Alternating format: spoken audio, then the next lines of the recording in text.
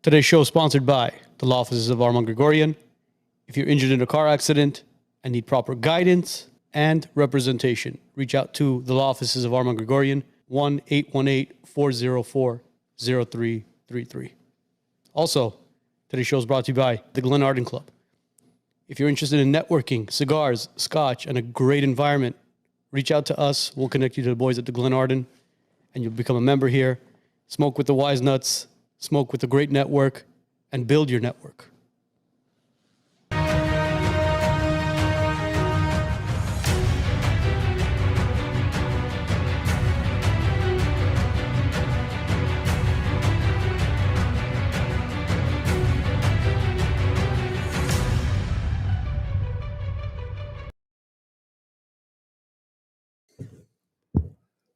Happy Monday, everybody.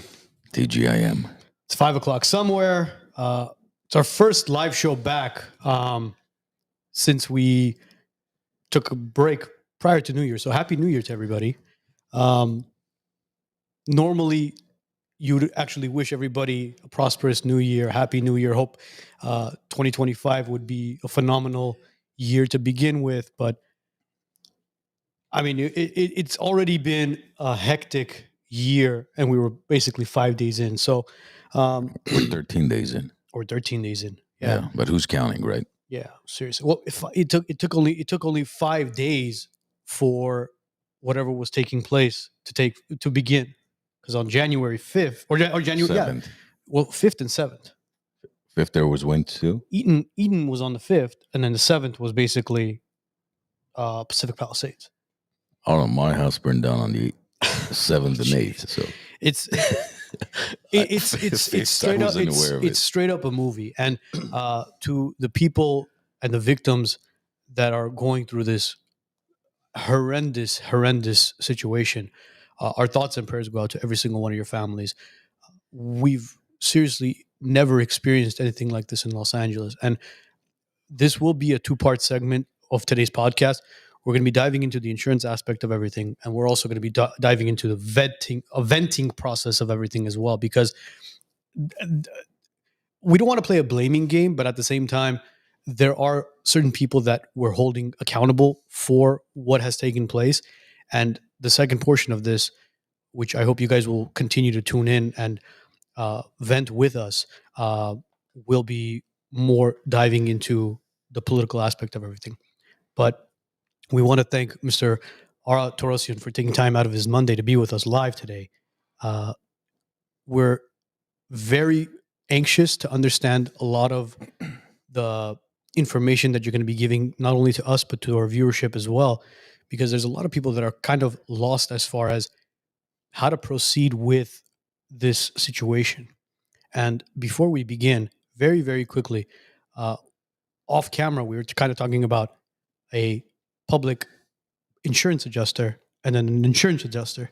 So very quickly, can you very briefly tell us the difference between those two? Well, public insurance adjuster is the advocate for the homeowner or the property owner or business owner to make sure they get proper compensation from the insurance company. The insurance adjusters, there are 2 types of insurance adjuster. For example, major carriers, they have their own staff adjusters on their payroll, and they will come out and assess the damages based on their guidelines. And then there is other type of adjuster called independent adjusters. So those adjusters, they have their own independent firm, and they will be retained by the insurance companies to come out and write estimate for the insurance company, but they're not their employees. They're a vendor, and report it back to the insurance company based on the insurance company's guidelines. And that's throughout my experience, I've noticed it that they don't make up their own mind. They have to follow insurance company's guideline to write estimates, what they want, how they want it to be paid, and then turn it back to the insurance company desk adjusters, and then they will pursue forward. So is the process between a public insurance adjuster and an insurance adjuster any different as far as when you do have a claim? The difference is a lot. I've seen cases. I'm not trying to advertise myself or anything, but we're here to help the consumer. There had been cases where they denied coverage. They came and looked at the damages. When I said they came, that means insurance adjusters came out, and some of them with no proper knowledge, and denied coverage. And consumer found us through other sources, other referrals, and then we went and looked at it. We determined that it was wrongfully denied, and we overturned the denial. I mean, these are big differences when they will deny your claim and you don't get any compensation, and we're here to overturn your denial. And that's a huge difference between paying less and paying more. And I've never taken a case where we weren't able to get a lot more than what the insurance company paid.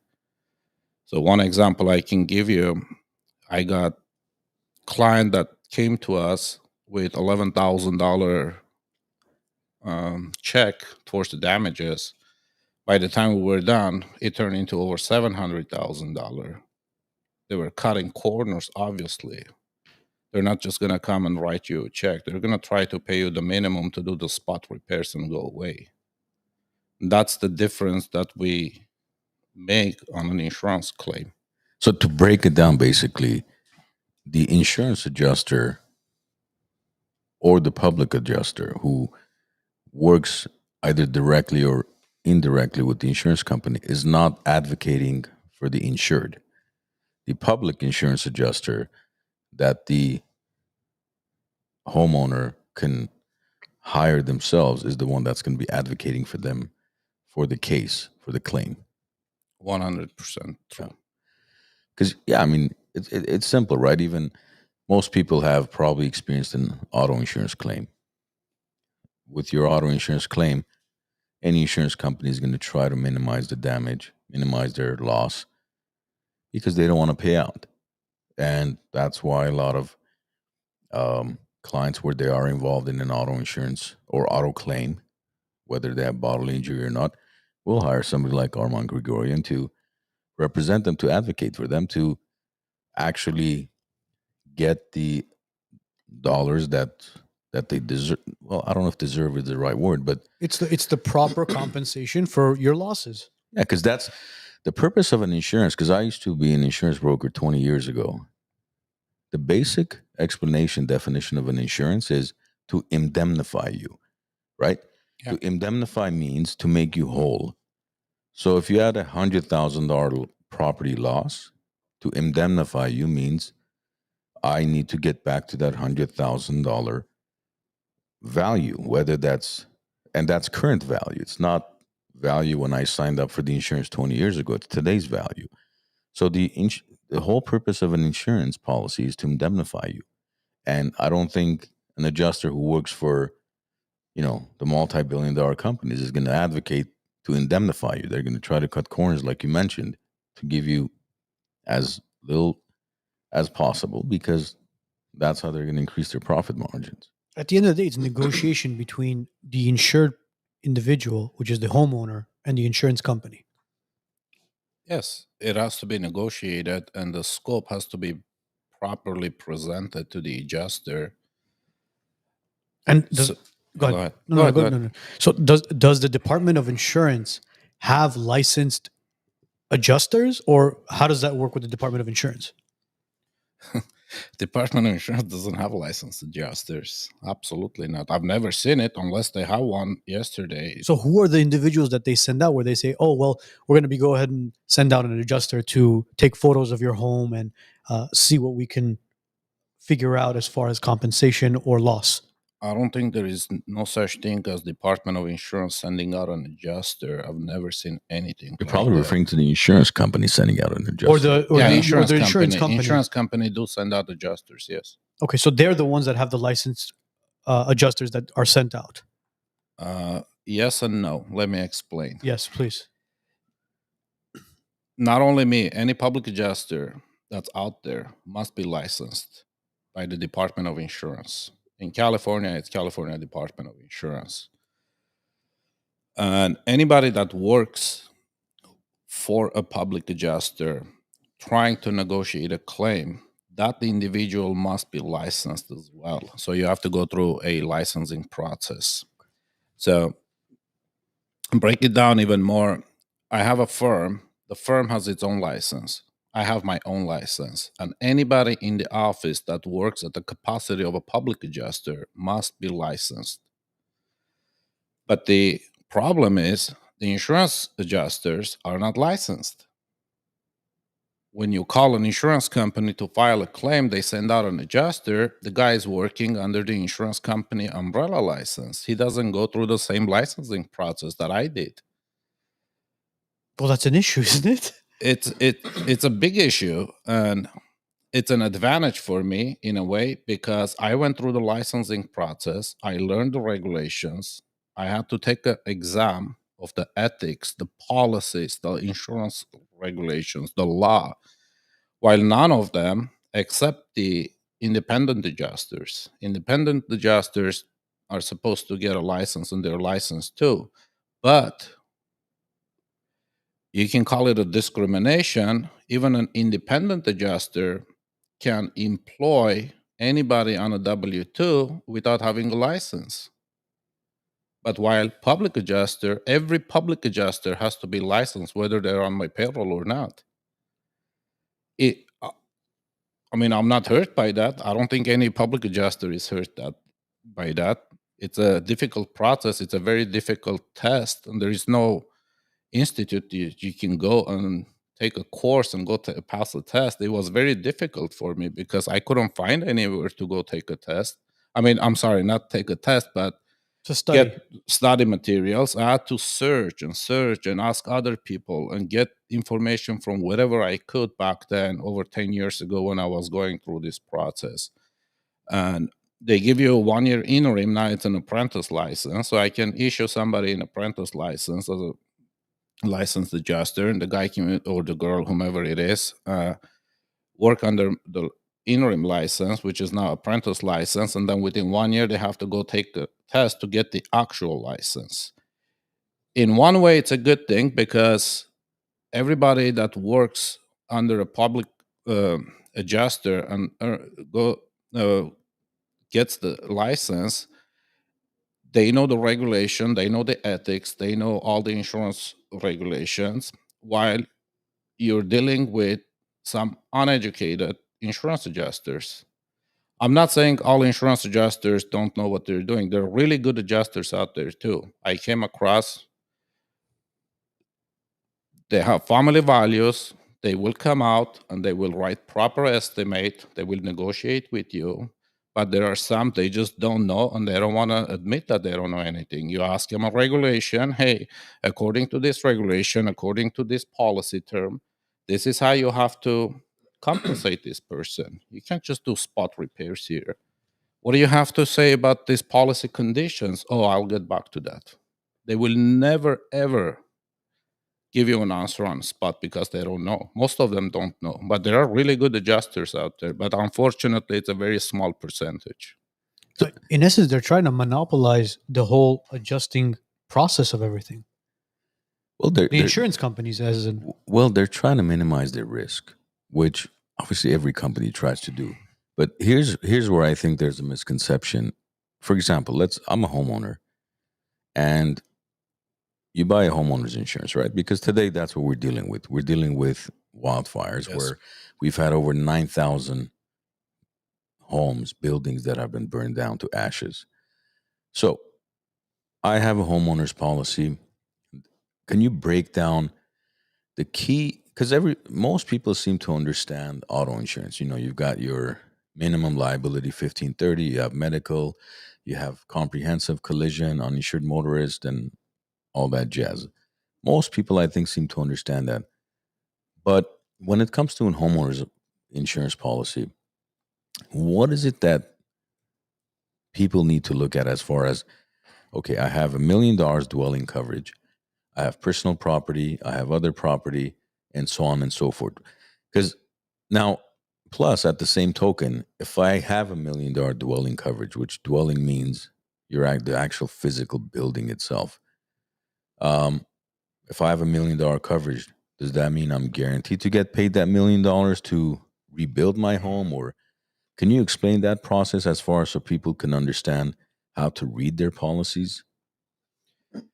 Yeah, but what do you mean guaranteed? Guaranteed by whom? By the insurance company? Yeah, because I'm paying the premium, and on my policy it says dwelling coverage $1 million. Does that mean if I have a total loss, my building is burned down, Okay, I understand. I Yeah. have $1 million coverage to rebuild my home? And what happens if it costs more or less? Or like how? Because what I'm trying to do is basically let's start from the basics as far as how to read the homeowner's policy to understand what's in there, and then what the homeowner's rights are versus the insurance company's rights, and where somebody like you as a public insurance adjuster comes into the picture to help them navigate through the claim process. I understand the question.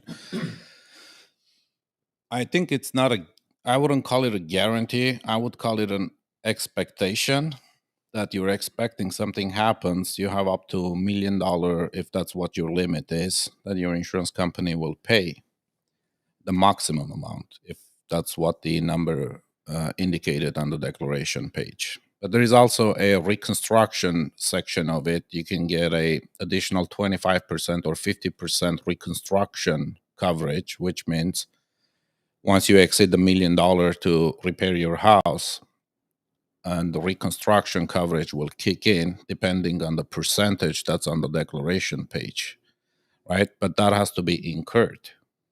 Once you spend all that money in excess to the first $1 million that they paid, then you have to prove to the carrier that, hey, I spent additional $100,000, that I'm within my reconstruction limits, and they have to reimburse you at that time once it's incurred.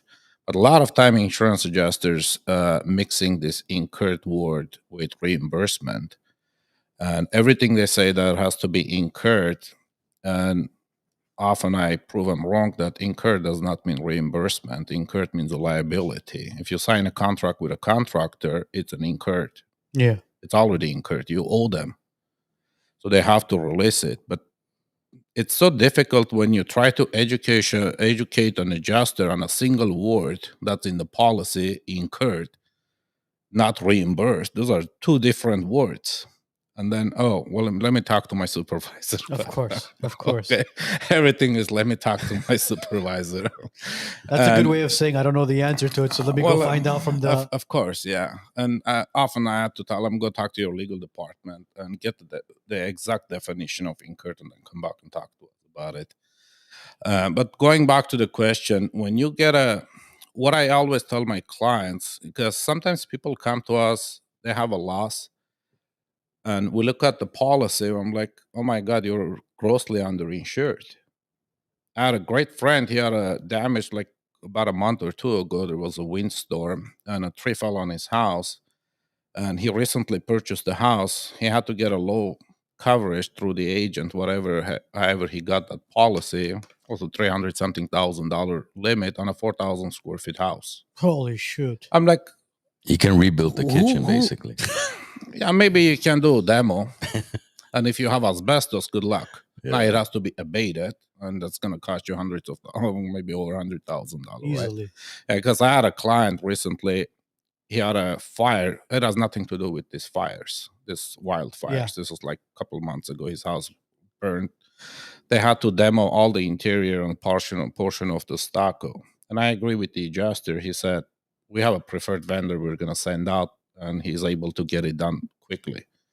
The bill was $180,000, and they paid their vendor directly. I was okay. I said, go ahead and pay him directly. I don't care about it. Just to remove asbestos from like 3,000 square feet house, they paid their vendor $180,000. And imagine you have $370,000 or $390,000 dwelling limit on a 4,000 square feet house. You're done. I don't know how you're going to build it. You can't even put the framing up for that amount, because I also do construction. I used to build houses. I'm still involved in construction as an owner builder, not on my claims. Yeah. It's a conflict of interest. I build houses on my own. Yeah, it's a on my side free time. Yeah, thing. Yeah. that's my hobby. I've been doing this for over 10 years, and I know the cost of material, what it's going to cost to build a house. It's Yeah. a couple $100 square feet just to build a basic house. Like, for example, again, I refer back to auto because auto is much simpler to understand than home. When you lease a car, most, if not every bank, Toyota Financial, BMW Financial, Mercedes Financial, all of these companies, mandatory, you have to have 100, 300 liability coverage. Now, when it comes to purchasing a home, and this is a question for both of you, if I'm buying a $2 million house, of course, the 2 million is not necessarily for this, only for the square footage. It has to do with zip code and all that. With the land. Yeah. But isn't the mortgage company saying, look, your $390,000 is not, it doesn't suffice. We're not going to approve the loan because you need to have at least 4,000 square feet, minimum $250. That's $1 million. You need to have at least $1 million of dwelling coverage in order for us to issue the policy, not issue it, but close escrow. In order to fund the loan, basically. Fund the loan, yeah. In case of a disaster, they're covered. At least their mortgage is covered because you're able to rebuild your house, so you don't lose the property. You're 100% right. I had that kind of incident too, where a client came to me with, I think he had $170,000 limit. And the interesting thing is he didn't have an insurance. The lender, it's called lender-placed policy. The lender purchased the policy, and it's what's called is a bare bone policy. Yeah. Only the dwelling, excluding the foundation. Correct. His house burned down. They gave him some money, and then we basically got policy limit for this person. He couldn't build his house with that money. And it's a very expensive policy as well, because it's a lot more than if you go by yourself. Correct. Because I accidentally missed my own property due date to pay my premium. The lender immediately purchased the policy at a skyrocketing price, and then I looked at the coverage. I'm like, it's only the building and fire insurance. That's it. If there is water burst, anything else, it's not covering. Yeah. So immediately I had to get a policy and then get him out of there. Because what happens is the lender is not going to look to say, oh, you know what? They're going to shop around for you. Oh, yeah. You know what? We know Ara. We know Armand. Let's just make sure we get them the best possible. And let's please make sure that the policy is as low as possible, because we don't want them to pay an arm and a leg for insurance. It's the complete opposite. They'll be like, all right, what's available? Bare bones? How much is it? Go ahead. Just slap it onto the policy, and let's move forward with it. And then you pay the payments. Correct. And then the other downside of lender-placed policy is that you're not the insured as the homeowner. No. The lender is the insured. You're additionally interested party on it. So at that time, you can't hire me. Correct. So what happens? The lender has to hire me at that time. So picture this.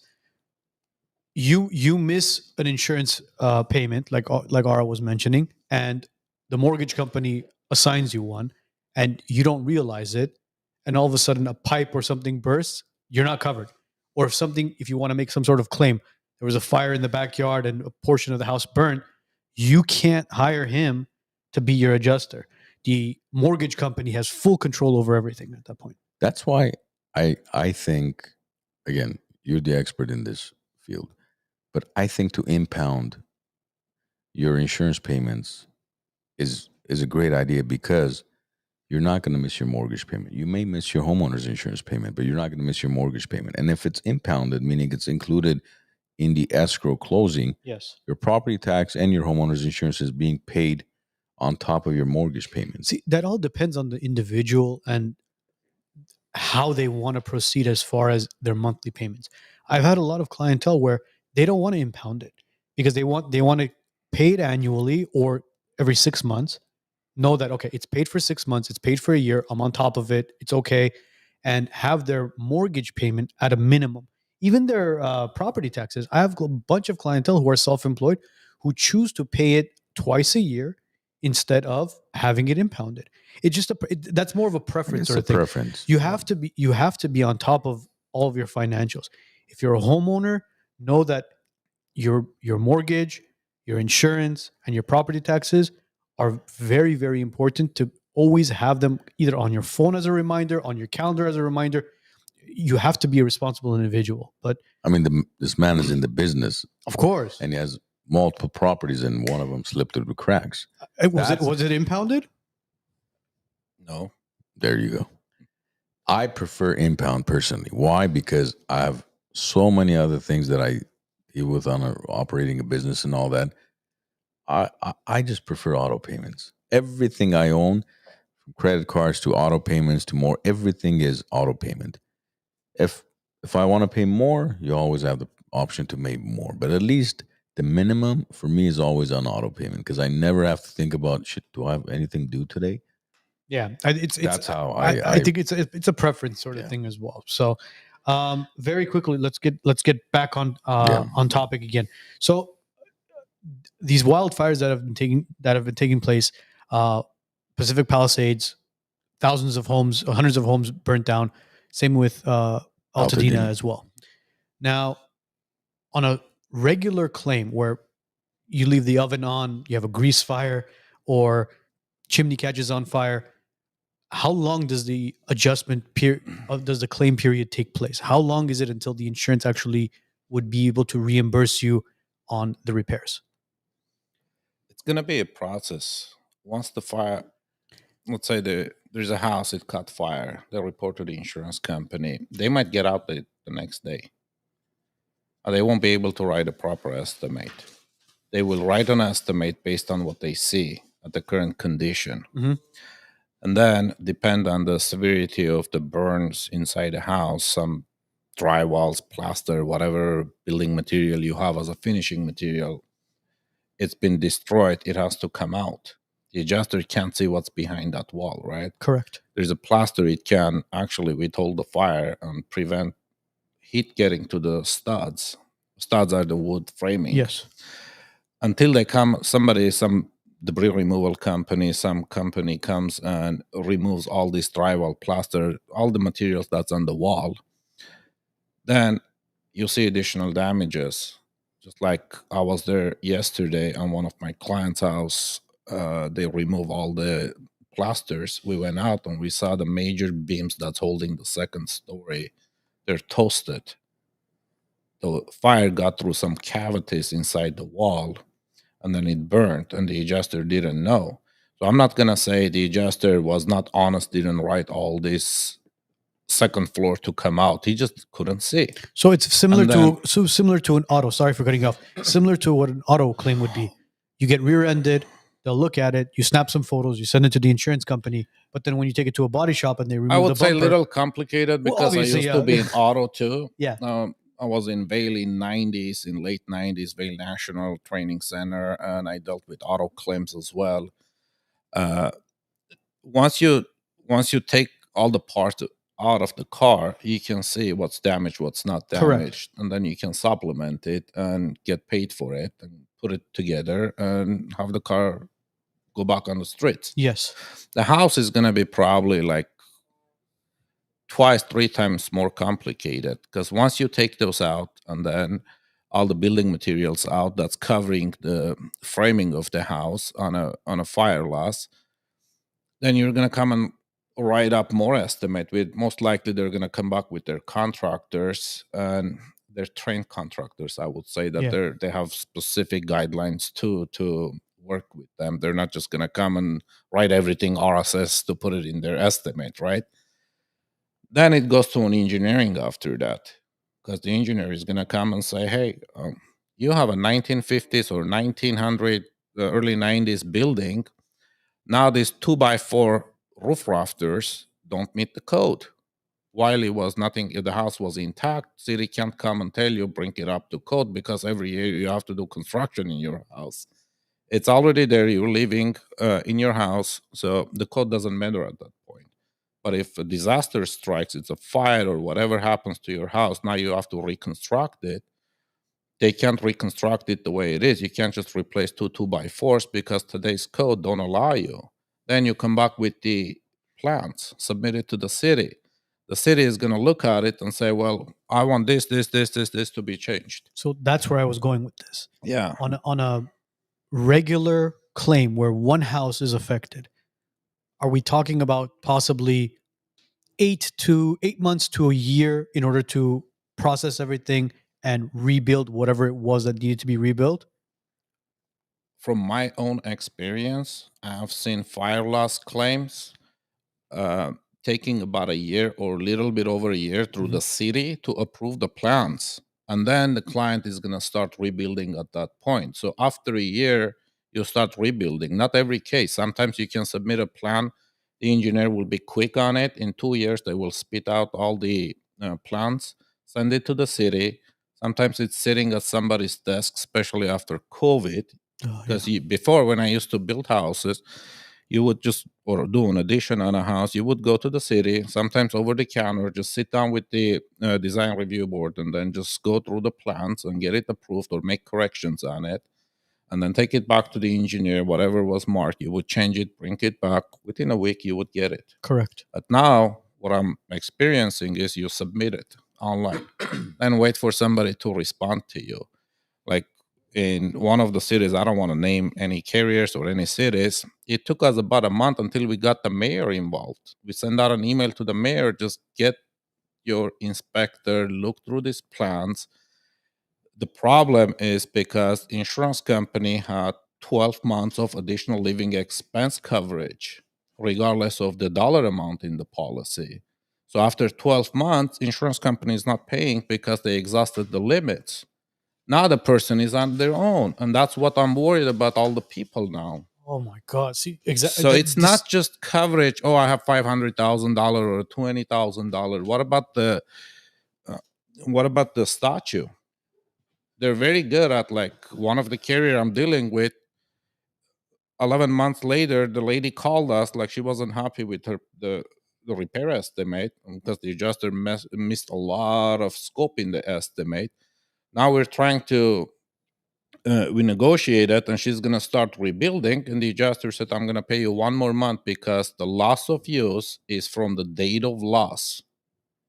So you blew 11 months. Now we will pay you the 12 months because the statute has expired on your loss of use. To clarify that, with this current situation, the fires occurred on January 7th. That's the official date. Even if you go on the disaster website, FEMA, everywhere, that's the official date. That means the 12-month statute where they're going to pay you loss of use, January 7th of 2026 is the cutoff date. Even if you file your claim, let's say you decide to hold off on your claim and you file it in April, doesn't mean you get 12 months from April. You get 12 months of loss of use payment, meaning payment towards a rental property wherever you're moving to, from January 7th, which was the date of loss, not April when you reported the claim, correct? If you were incurring from the date of loss, right, like the next day, if you start moving to, let's say, nobody's going to file 6 months later on a fire loss. I would be very surprised to see anything like that. And let's say you file an insurance claim 2-3 days later or a week later, because I have clients still calling me, my existing clients calling on these wildfires. I don't even know what to do with it because nobody knows what's going on. I can't even sometimes have access to it. But they're in a hotel right now. There's like Altadena people or Pasadena people, they're in a hotel. Correct. The next day they moved to a hotel because they had nowhere to go, as everybody knows.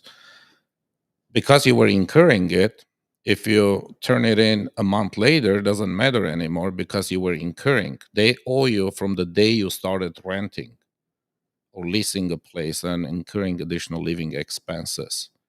They will pay and then continue paying for 12 months. Well, there are some policies they owe 24 months. But I think with the disaster, they're extending another 12 months on top of your limits. But you got to be careful what the dollar amount limit is now. What if you had $100,000 additional living expense, grossly underinsured, and you have 24 months of coverage, and now they're going to give you additional 12 months, which is going to put you to 36 months. And now you're going to spread the $100,000 or $150,000 to 36 months. Good luck finding a house. You're not going to be able to. So it's not extending time has nothing to do extending your coverage limit. They're still going to give you your limit. They're not going to double your limit. The limit cannot be challenged? I've never seen a limit being challenged Do you think- unless an insurance company was at negligence delaying a claim. It cost them more money, and then the insurer turns around and files a lawsuit, and then they come to a settlement. That's a whole different story. So going back to what I was mentioning regarding the turnaround process for these insurance claims. Now you have thousands of homes that have been burnt down.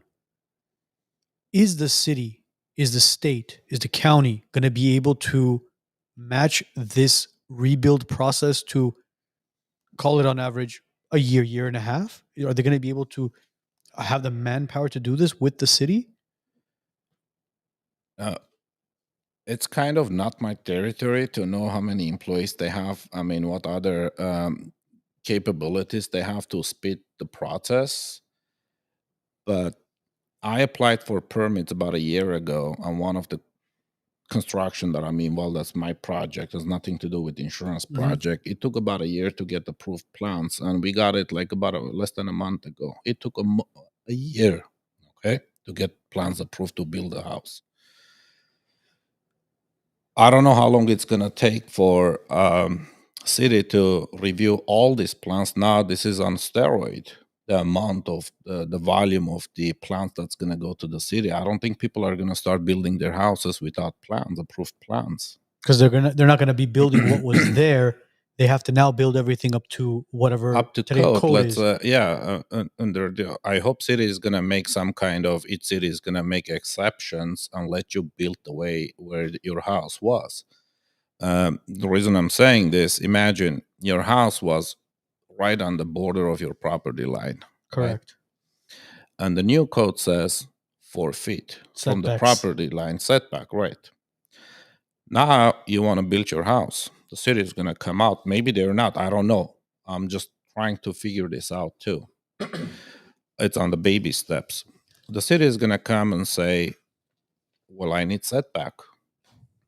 Well, at a 4 feet setback, you don't have foundation. Now you have to put new foundation in there. I think everybody needs to go through the deeper, go more deeper into these constructions than looking at it. Oh, we just get this much money, we can fix my house. There are ordinances and laws and all those setbacks, the new codes and everything has to come in play. And I think because of the fires, now you have to have environmental studies and soil. Right? What's the soil? Is it soil? Geological inspections and soil inspections. So all of these processes, but I would hope that they would expedite it and have a much faster process than what we're used to, because how else are you going to rebuild 9,000 homes? Yeah, I hope cities, I'm sure they're thinking about, they're doing something about it, because if it's going to go with the same pace as before when there was no disaster, we're talking about 3 years to get approved plans. I'm sure cities are going to do some kind of meetings and try to find a solution to expedite it, and have more people coming in and reviewing, because now we have these additional living expense statute issues. Yeah. And I hope they know about this. Because the longer the more this is prolonged, the more it's going to cost the insurance company's money, the city's money, and it's going to cause more harm to the homeowners. Yeah, once you're out of, once you exhaust your limits, let's say. Exactly. And we don't even know how many people have and certain then what are you going to do? Exactly. Now you're going to have more people having no homes. The tenant and landlord issues are going to start again. And it's a very difficult situation we're in. See, a lot of these homes, when they were built like tract homes. And for those of you that don't know what tract homes are, tract homes were built at a certain time period with certain designs. So, for example, in the city of Glendale, you had certain tract homes where there was maybe 5-6 designs, and then they would spread them out. Like San Rafael? Would that be one? Well, no, San Rafael is more of a PUD. That's a private unit development. So all the homes look exactly the same. Like tract homes would be something, a modern tract home would be what Porter Ranch is. They have 4 or 5 different designs. Like Santa Clarita area. Or Santa Clarita area, where they're they're all designed a certain way. You pick the design you want, the structure you want, the layout you want, and they kind of build it according to whatever that is.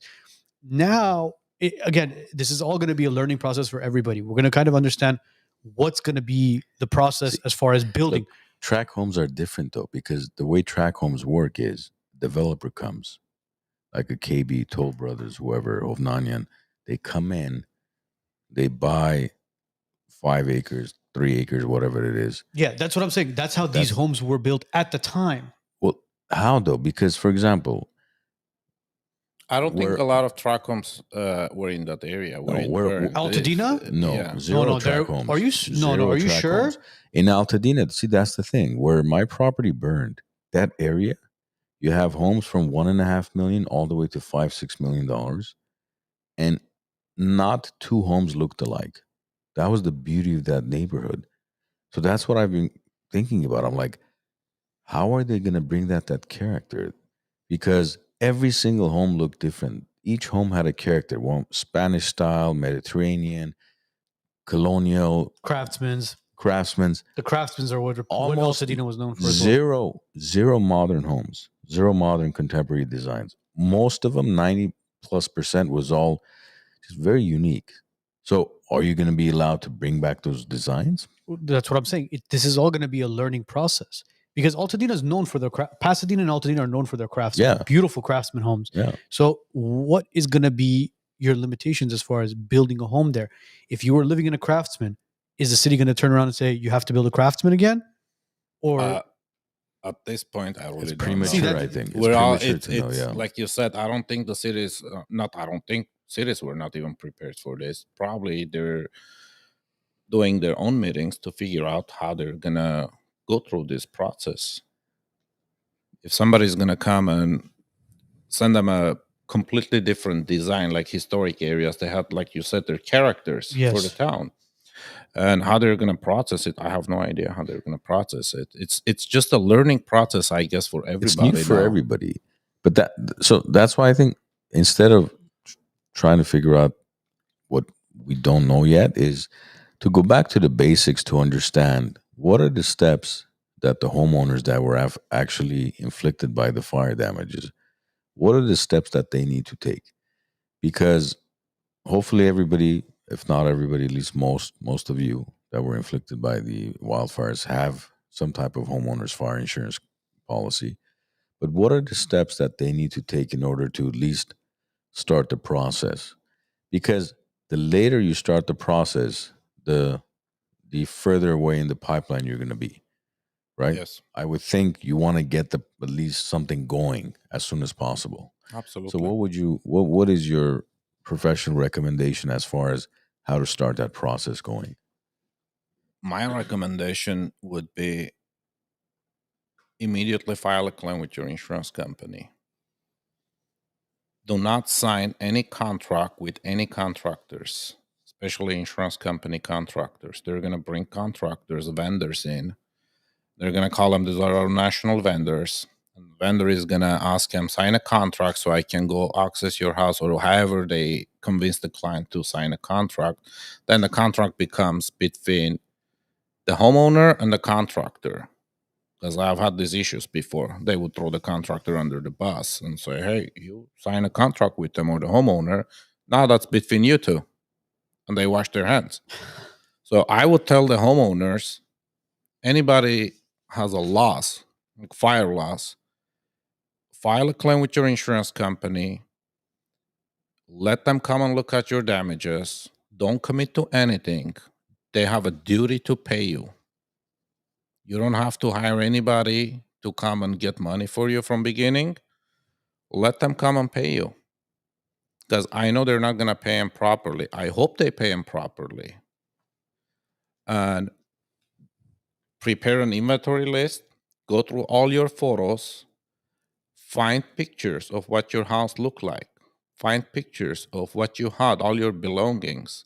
So there's going to be a lot of problems. A house is burned, unfortunately, to ashes. You have a $500,000, for example, content limit. And people think insurance company is going to come out and write you a $500,000 check and go away because everything is burned down. I would want to see those checks. They're not going to write you a $500,000 you have check. to prove it. I already have clients. They came to us. They said my insurance company is sending me 30% of my limit. That's it? Well, it would be up to the homeowner to prove it at this point, how much content you had. So let's bring an example. There are a lot of people that I met, and 75-year-old, I don't know the exact age, but the person was in the 70s. Elderly. Okay. So this person has at least 50 years of content in the house. You can have something very small from your childhood, right? Or maybe something you purchased yesterday. You can't have receipt for everything. And then they're going to come back and say, oh, show me your receipts. After they pay you, let's say 30%. I talked to another adjuster today from insurance company. Again, I don't want to name the adjuster. And he said, and they work with the same insurance company. He said, I think that's insane. The adjuster is issuing a 30%. She should issue at least 60%. I said, well, that's what they're doing. Your office is doing right now. So my recommendation to homeowners is when an adjuster from an insurance company comes out, and they usually come and take a statement and ask him, oh, Mr. or Mrs. XYZ, how much content do you think you had in your house? What was the value of your content? If you don't know, just simply say, I don't know. I'm not giving legal advices. If you don't know, just say, I don't know. Because if you say, I had $200,000 worth of content, I believe, right? It's not the adjuster's fault. Because as a homeowner, let's say I'm the insurance adjuster. Yeah. Change places. I've never been to this house. My first time I come to your house, you're the homeowner. And then you're going to tell me, all right, I had about, I don't know, maybe $150,000 content. And I'm going to put note. I'm going to take notes. And that note is going to go into the claim file. And then later on, you're not happy with how much money I gave you, right? You met a public adjuster, you met somebody or an attorney, whomever. Somebody told you that's not enough what they paid you. In that case, you hire somebody like us. We come in, we're like, well, you grossly underpaid this person. You need to pay properly. That adjuster is going to throw that note on the other parties like me on my face and say, here you go. Mr. XYZ said, I have about $200,000 worth of content. Why do you want more? So now you're going to ask the homeowner, did you really have $200,000 worth of content? I don't know. That's what came to my mind. I don't know how much I had. Now, as a public adjuster, you're going to tell them we need to change that. She didn't know or he didn't know. It was a guess. Now they're going to say, oh my God, public adjuster is inflating the dollar value and he wants $500,000. We're going to send a special investigation to this claim. So it's making your job difficult. It's not only making my job difficult, it's making the insured's life hell. They're going to send out an investigator. I'm not saying it's that's the fact, but they can do that. I've seen them doing it. Oh, public insurance adjuster inflated the estimate. How did I inflate? I present the scope and then I prove my point and then you paid. I know it's hard to pay more money by an insurance company because they're not nonprofit organizations. They're a profitable company. But it becomes very difficult at that point because the homeowner already made a statement by taking a wild guess. I had about $200,000 worth of content. So how am I supposed to say now they have 500,000 or 400,000? I'm not making that up after looking at pictures and talking to the insured, and the insured says, yeah, that was just a guess. But now the blame is going to come, oh, they're inflating it, and they can send it to investigation, or they can get a attorney and take an examination under oath, and they just make a shut you out of it. It prolongs the process, basically. And it becomes what I call a harassment at that point. But you did have a Department of Insurance complaint about that, right? Which we do have a document for that, Joe? We do. We have a document about that. The one on that? No, not on that. I do have not me, but my clients. Your client, yeah. Throughout the years, they filed a lot of complaints. The one Department of Insurance complaint that you shared with us, which we have the redacted document. What was that about? It was It was about Department of Insurance responding to a complaint when my client filed a complaint that the insurance company is not handling my claim properly. Their response was the Department of Insurance or the commissioner does not have the ability to negotiate claim for you. Is that the document, Joe? That's the document right there. One of them. I don't know if you could zoom in, but I'm sure. So, in essence, the best thing to do right now, as far as possibly avoiding the insurance companies basically denying you full coverage on your internal or your personal belongings, is go through your house and start taking photos of everything. Your living room. Well, your the dining ones room. that they already burned is too late. No. Unfortunately. Yeah, unfortunately, those are gone. Yeah. But if you live in an area, or you're the type of person that is second guessing what your insurance may do, as far as, God forbid, if you're ever in a tragic event as far as a wildfire, would you recommend somebody go around their house and literally just snap photos of their living room, their dining room, their personal belongings, and just keeping those on file? I always recommend to my clients before this disaster. I had a lot of conversation with a lot of my clients. There are two things I told them I can advise you. If you're gonna get another house, another policy, bring your policy. Let me look at your coverages for you, because I don't trust insurance agents. There are some good insurance agents, and there are some that have absolutely no idea what they're selling.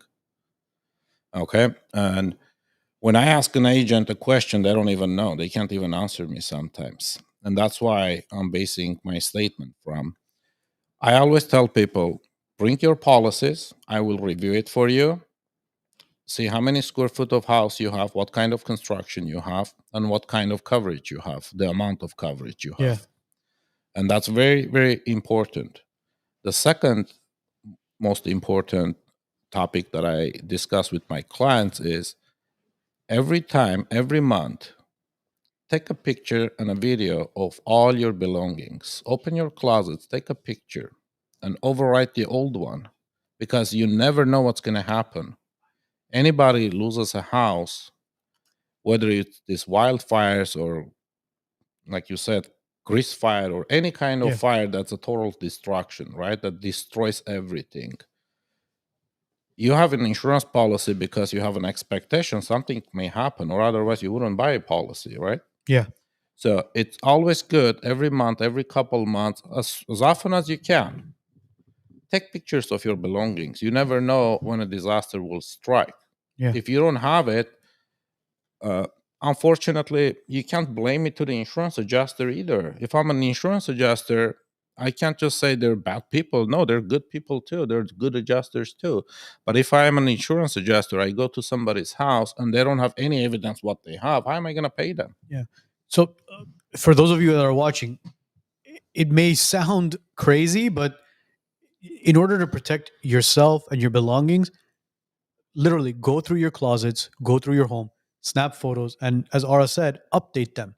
Archive the old ones, update anything new.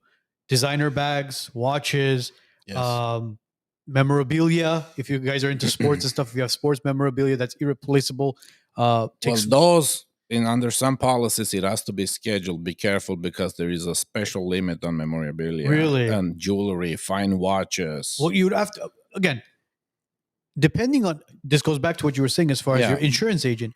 If you're insuring your property and you have the right insurance agent working for you to making sure they represent you properly, they're going to ask you those questions. Do you have any memorabilia in the house? I hope they ask you. Exactly. Because what's happening is a lot of these insurance agents, and again, not all of them, some of them that are out there don't understand what representing fiduciary and having a fiduciary duty to your client is, to represent them properly. They don't ask the right questions. They go, okay, so where do you live? Oh, I live in Altadena. Okay, how many square feet is your house? Oh, it's about 1,700 square feet. Okay, what's your lot? It's about 7,000 square feet. Well, just to get you insured, it'll be X amount of dollars and you'll be covered if anything happens to your house. No, that's not how it works. What do you have in your house? What kind of furniture is it? What kind of lighting fixtures do you have? There's so many small little details that are What so about the type of construction you have? You can spend $350 on a construction, and you can spend $1,000 on a construction per square feet. absolutely. So yes, agents have to look at the construction, what you have, to provide a adequate amount of coverage. Yeah.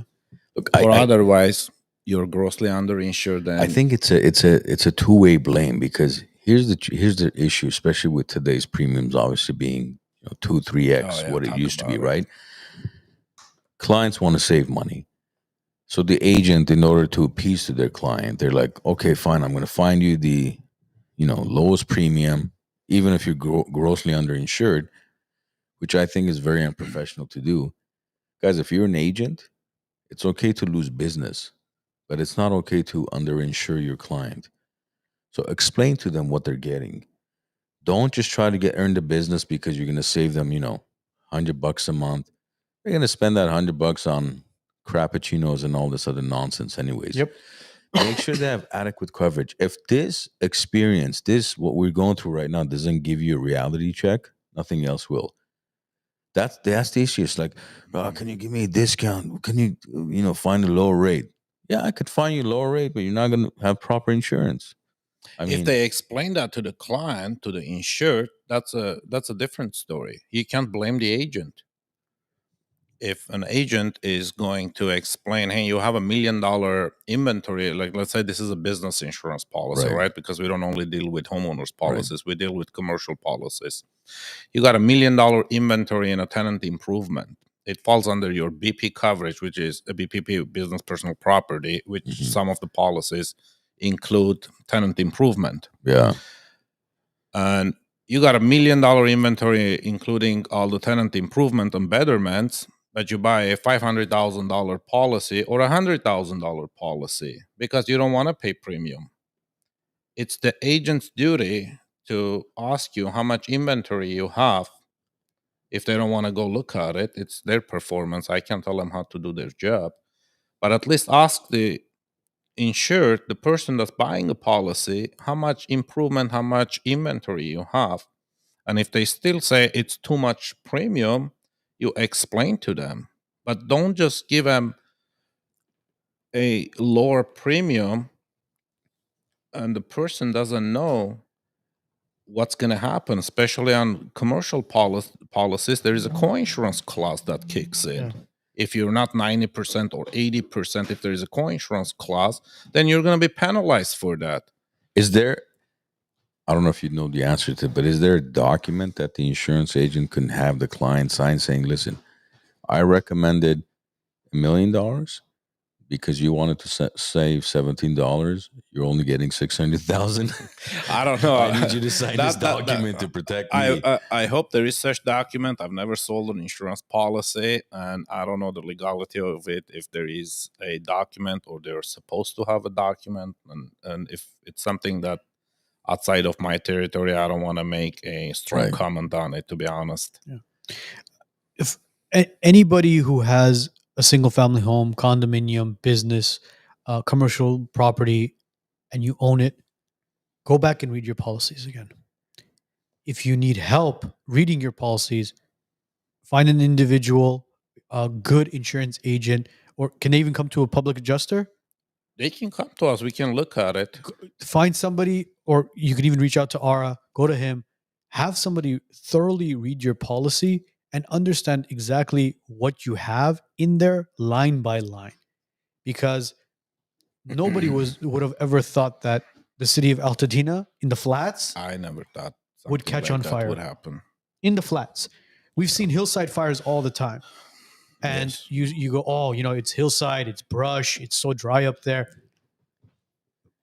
Guys, it's so important to understand what your coverages are. So in case, again, God forbid, there's ever some sort of catastrophic emergency where a fire takes place and burns blocks and blocks of neighborhoods, you're covered. See, that's the challenging part. Because, again, years ago, other than selling property casualty, then for many years, I sold life insurance. The challenge with selling life insurance policies, it's intangible. You don't see it. The only time anybody sees the benefits of a life insurance is when the individual who's paying for it, God forbid, passes away. The family reaps the benefits of it. But in this case, it's different. It's homeowners policy. You're living in a home where if there's whatever, whether it's in fire, whether it's any type of damage, you're going to see the benefits of it. It's a tangible policy. It's not like life insurance where you're gone. You never get to see the benefit. Yeah. So make sure you look. Life insurance is super important. Don't get me wrong. I think even far more so.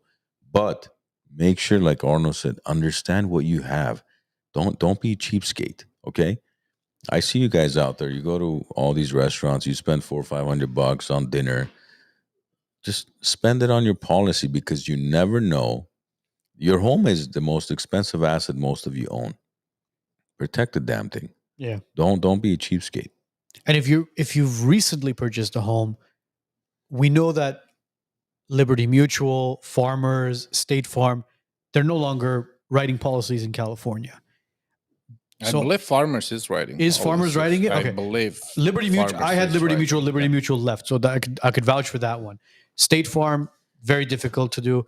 A lot of people are going to AAA. A lot of people are going to Geico, but some people who are just purchasing properties are going with the California Fair Plan. So be cautious of that one as well, because the California Fair Plan doesn't cover everything. And I wanted to kind of touch base with you on that. What would you recommend as far as with the California Fair Plan, as far as coverage? Because I know they're limiting coverage and you have to pick up another insurance on the side. Yeah. Because we've lost a couple of deals where clientele is picking up the Fair Plan. Fair Plan isn't covering everything.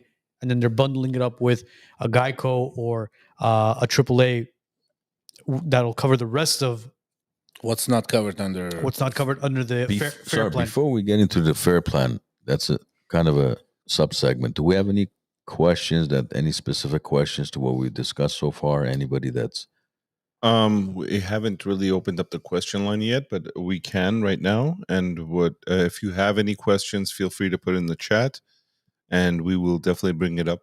Do we want to take calls as well? We do want to take calls. Okay, yes. Guys, if you guys want to call in and have a specific question as well, you could either throw it in the chat, and Joe will vet it out, and we could read it over, and Aura could help answer the questions, or you can call in, and we can take the call, and you can literally ask. What's the number to call?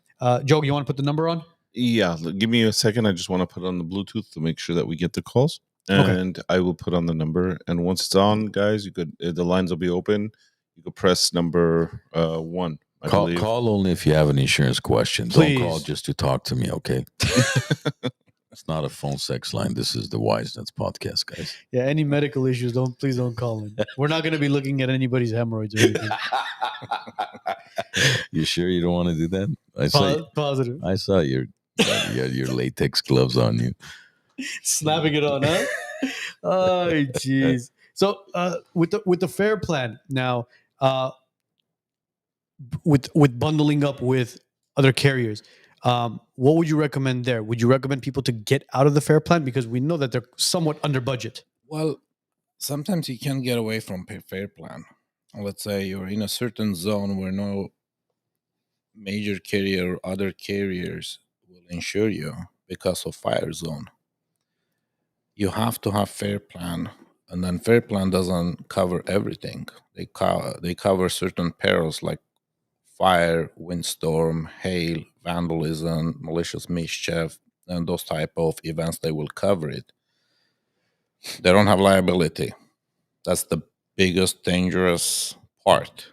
That's why you have to get a companion policy like the other carriers. Yeah. Liability meaning if something happens at your property. I mean, I don't deal with liabilities, but liability is not only for your property. If something happens, you do something somewhere else, and certain coverages apply. It's not only for inside the property. But I don't want to go into details. That has nothing to do with what we're discussing today.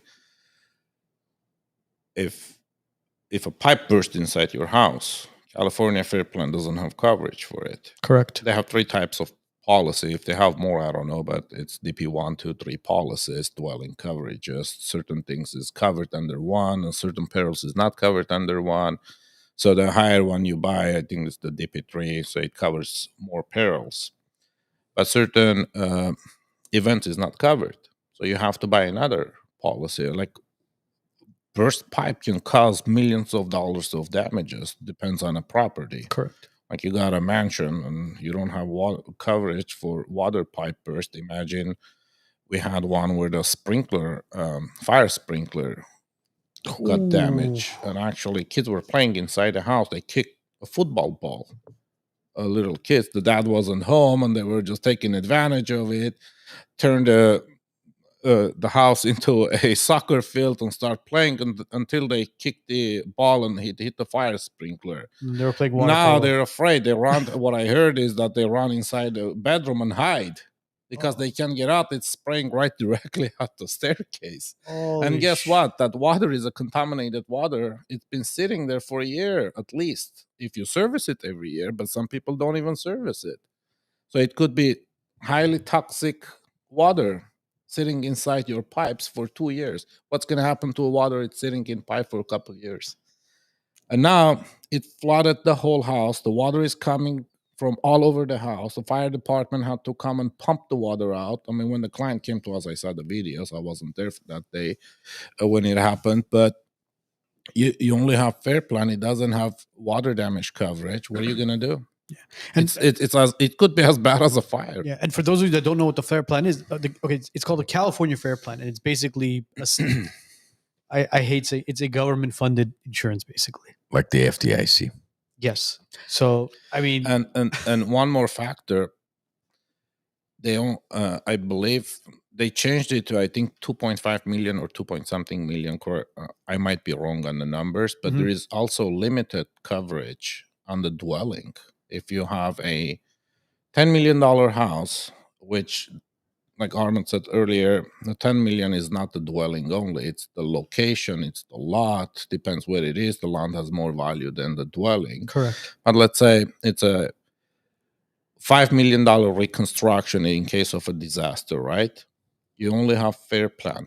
Check your policy. What's your dwelling limit? Oh shit! You would be grossly underinsured again.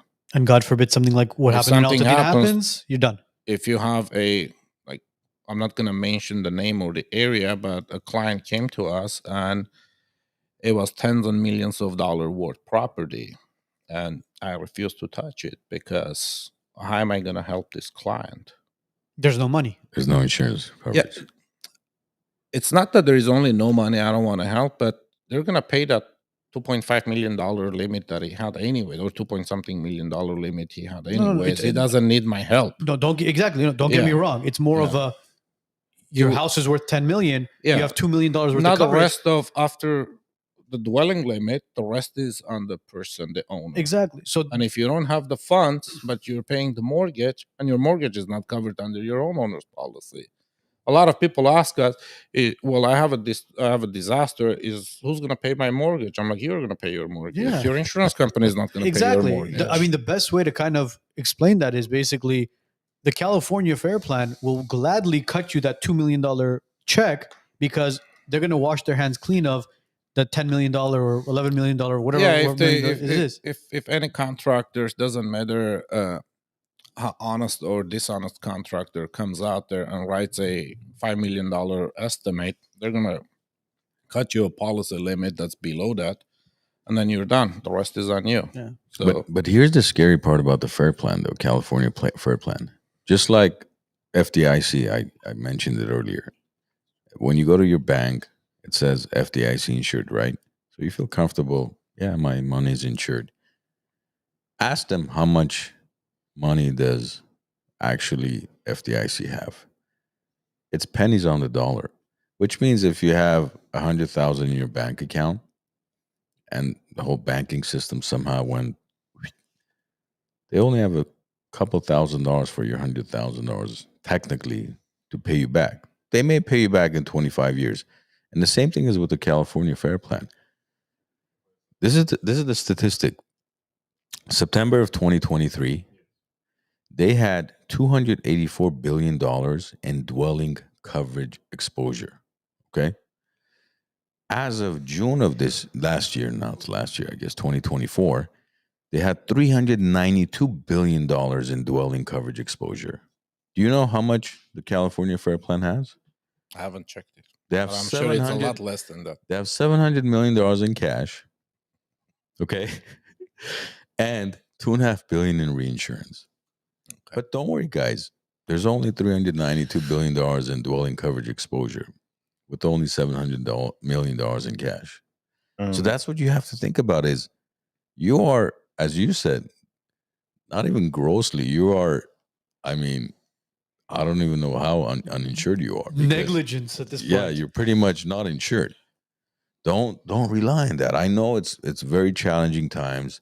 A lot of insurance companies are not insuring or renewing policies, but at the end of the day, you still have to do your due diligence and make sure you have proper coverage because California Fair Plan based on these numbers, and this is published by them. It's not going to cut it. $700 million in cash, really? That's basically like 20 homes in Pacific Palisades. I mean, Yeah. that's it. And the rest, All right, this goes back to what one of Ronald Reagan's greatest quotes. I forgot exactly what it said, but it was, "Hello, I'm from the government and I'm here to help." That's it. Know that that's one of the most dangerous things that you could ever hear in your life. If they're from the government and they're there to help, you're pretty much I screwed. thought we weren't going to discuss politics this We'll segment. get into politics in the next segment. But Joe, do we have a call? We do have a call. We get them on the line. Can you hear me? Can you hear us? Give me 1 second. Hello. Yes. How are you? You're welcome to the WiseNuts. Hi. Hi, everyone. How are you guys? Good. How are you? Thank you. What's your name? Good, thank you. Jennifer? Hi, Jennifer. You have a question? Yeah, I actually do.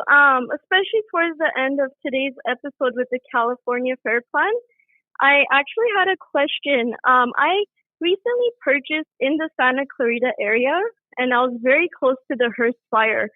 And so when I was purchasing my policies to purchase with one of the carriers, I was actually required to purchase California Fair Plan and show proof of that purchase. And so my question now is, I've been wondering and extremely worried if for, God forbid, I actually need to use my insurance coverage in the case that my house gets damaged, what policy would kick in? Would it be California Fair Plan or Farmers? If it's fire, it's going to be California Fair Plan. Okay. And if it's not fire, then farmers. Well, depends what kind of damage. If it's a windstorm, there is a certain details we have to go through at that point. If it certain mile per hour wind, your still companion policy will kick in. If it's hurricane, it's 100 miles per hour wind. California Fair Plan will kick in. It gets complicated even more. Wow. So there's different matrix to determine who's going to be paying for it. Yes. Jennifer, quick question. Who was obviously don't drop any names, but was the insurance carrier somebody that you knew personally, or was it somebody that your agent recommended? Oh, no, it was agent recommended. Okay, it was an agent recommended. So it's not somebody that you know personally? No. Okay, do me a favor. Tomorrow morning, get on the phone with that insurance carrier, the insurance agent, not the realtor, but the insurance agent that wrote the policy for you, and go over the policy with them line by line. And I'm sure you've been listening to the show and what we've been talking about: fire insurance, dwelling, flood insurance, personal belongings, all those things. Go over it with them. Make sure you have coverage on everything. And then again, as we mentioned, go through the house, start taking photos of everything as well. Because again, this was a reality check for everybody to understand that insurance is very important. And God forbid, if any of us are involved in this horrific accident, we want to make sure our asses are covered. Yeah, definitely. Today's episode was truly insightful. I really appreciate it. Thanks for calling. Thanks for calling in, Jennifer. Good luck tomorrow. All right. Thank you. Thank you. Bye. Speaking of policies, by the way, another misconception that a lot of people have, a lot of you guys have a lot of personal property. You love your Rolexes and your Chanel and Birkin handbags, and you think you have adequate coverage for it because I have $500,000 of personal property. That $500,000 of personal property does not include all those jewelry and handbags and everything else. Correct me if I'm wrong. There's a limit to every category. It's typically $5,000, $10,000, whatever that limit is within that subcategory. So, in order to make sure you are reimbursed for those items or artwork or anything else you have of value, you have to endorse those specific items, right? Yeah, this is how it works. Most of the insurance carriers, and that's the limit, sublimits apply only on theft if you lose them. But if you have a fire that causes damage to those sublimit items, such as watches, collector items, it will pay because it's not theft. That's referred to scheduling. Right. But I've seen some insurance company not changing their policies that regardless of the source of the damage, the limits will apply. Like, for example, artwork, fine art. That falls within those sublimits with most of the carriers. Some, again, if it's in case of a theft, but fire will cover it. But some carriers have a specific language regardless of the loss. The source of the loss is fire, theft, burglary, water, whatever it is, the sublimit will kick in. So in that case, you have to get all these items scheduled. But that doesn't apply to the purses. Women can feel a little comfortable about it. It does The not. purses do not fall within those. You don't have to schedule those? No, Really? no. Even if it's stolen, unless your insurance company that I've never seen before has a exclusion for it. But purses are not part of those collectible items or scheduled items, like Rolex, any kind of fine. And there's a difference between a watch and a fine watch. I don't know who's gonna call one fine or who's gonna call one not fine. Depends who's looking at it. Look, the one I got out of my cereal box, I consider that a fine watch. Then that Cereal has to be box or the- scheduled. Yeah. See, that has to be scheduled in case of a theft, or like I said, depends on a carrier. Some carriers will have regardless of the causation of the loss. I highly recommend people contacting their agents and asking them to go through their coverages with them. And I bet agents are going to hate me because some of them don't know what we're talking about. They've never went through the policy. They never even look at the policy, because the policy is being issued after you purchase the policy. But when you purchase a policy, you sign that your agent went through the policy with you. I don't understand how that works. Yeah. But I'm not going in that territory. Yeah, But contact your agent. Contact your agent and ask them, in case of a theft or in case of a fire or a water damage or any other source, what do I have to schedule in case of a fire or water, and what do I have to schedule in case of burglary? See if your agents can help you out. I haven't written a homeowner's policy in exactly almost 21 years. I was an insurance agent for AAA.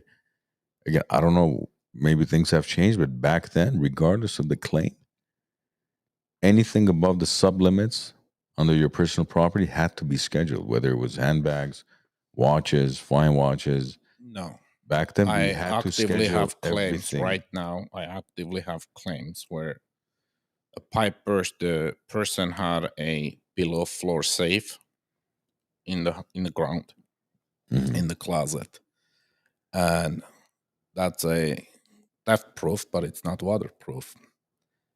The water filled it up, and it was sitting there for 2 days. It caused damage to their fine watches, and it was covered under the policy Without scheduling it. without scheduling. Really? Because it was not theft. And I don't want to name the insurance company, but I had another incident where somebody's pipe burst, and he had a lot of fine arts, and they had, I think, $5,000 limit, and that's the one it says regardless of the source. The sublimit will apply to any kind of claim to fine art, jewelry, etc. Interesting. See, I didn't know that. So it's getting tricky because each carrier has different language. And they also, and what I always tell people, go through your exclusion section of your policy. See what's excluded. I had clients came to me and said, oh, my agent told me you got a full coverage for your house. I said, what are you talking about? There is no such thing as full coverage. At that point, you ask him, okay, what is full coverage? There is no such thing as full coverage. There's like a whole pages of exclusion in your policy. And also I recommend people look through their policy. There is a specific, very dangerous section. It says duties after loss. Duties after loss? Yes. Meaning? What your duty as a homeowner or a insured is in case of a loss. If you don't protect your property, then you violated your contract, which is the insurance policy. Let's say, I'll give you an example. Okay. You came home and there is a burst pipe inside your house, right? Mm-hmm. And you just don't do anything. You call your insurance company, especially nowadays. I don't know when an insurance adjuster is going to be able to get out to your house because the claim volume is like unimaginable, right? It might be a month for them to come out to your property. Correct. If you let that water sitting there, creating additional damages, they're not going to pay for it.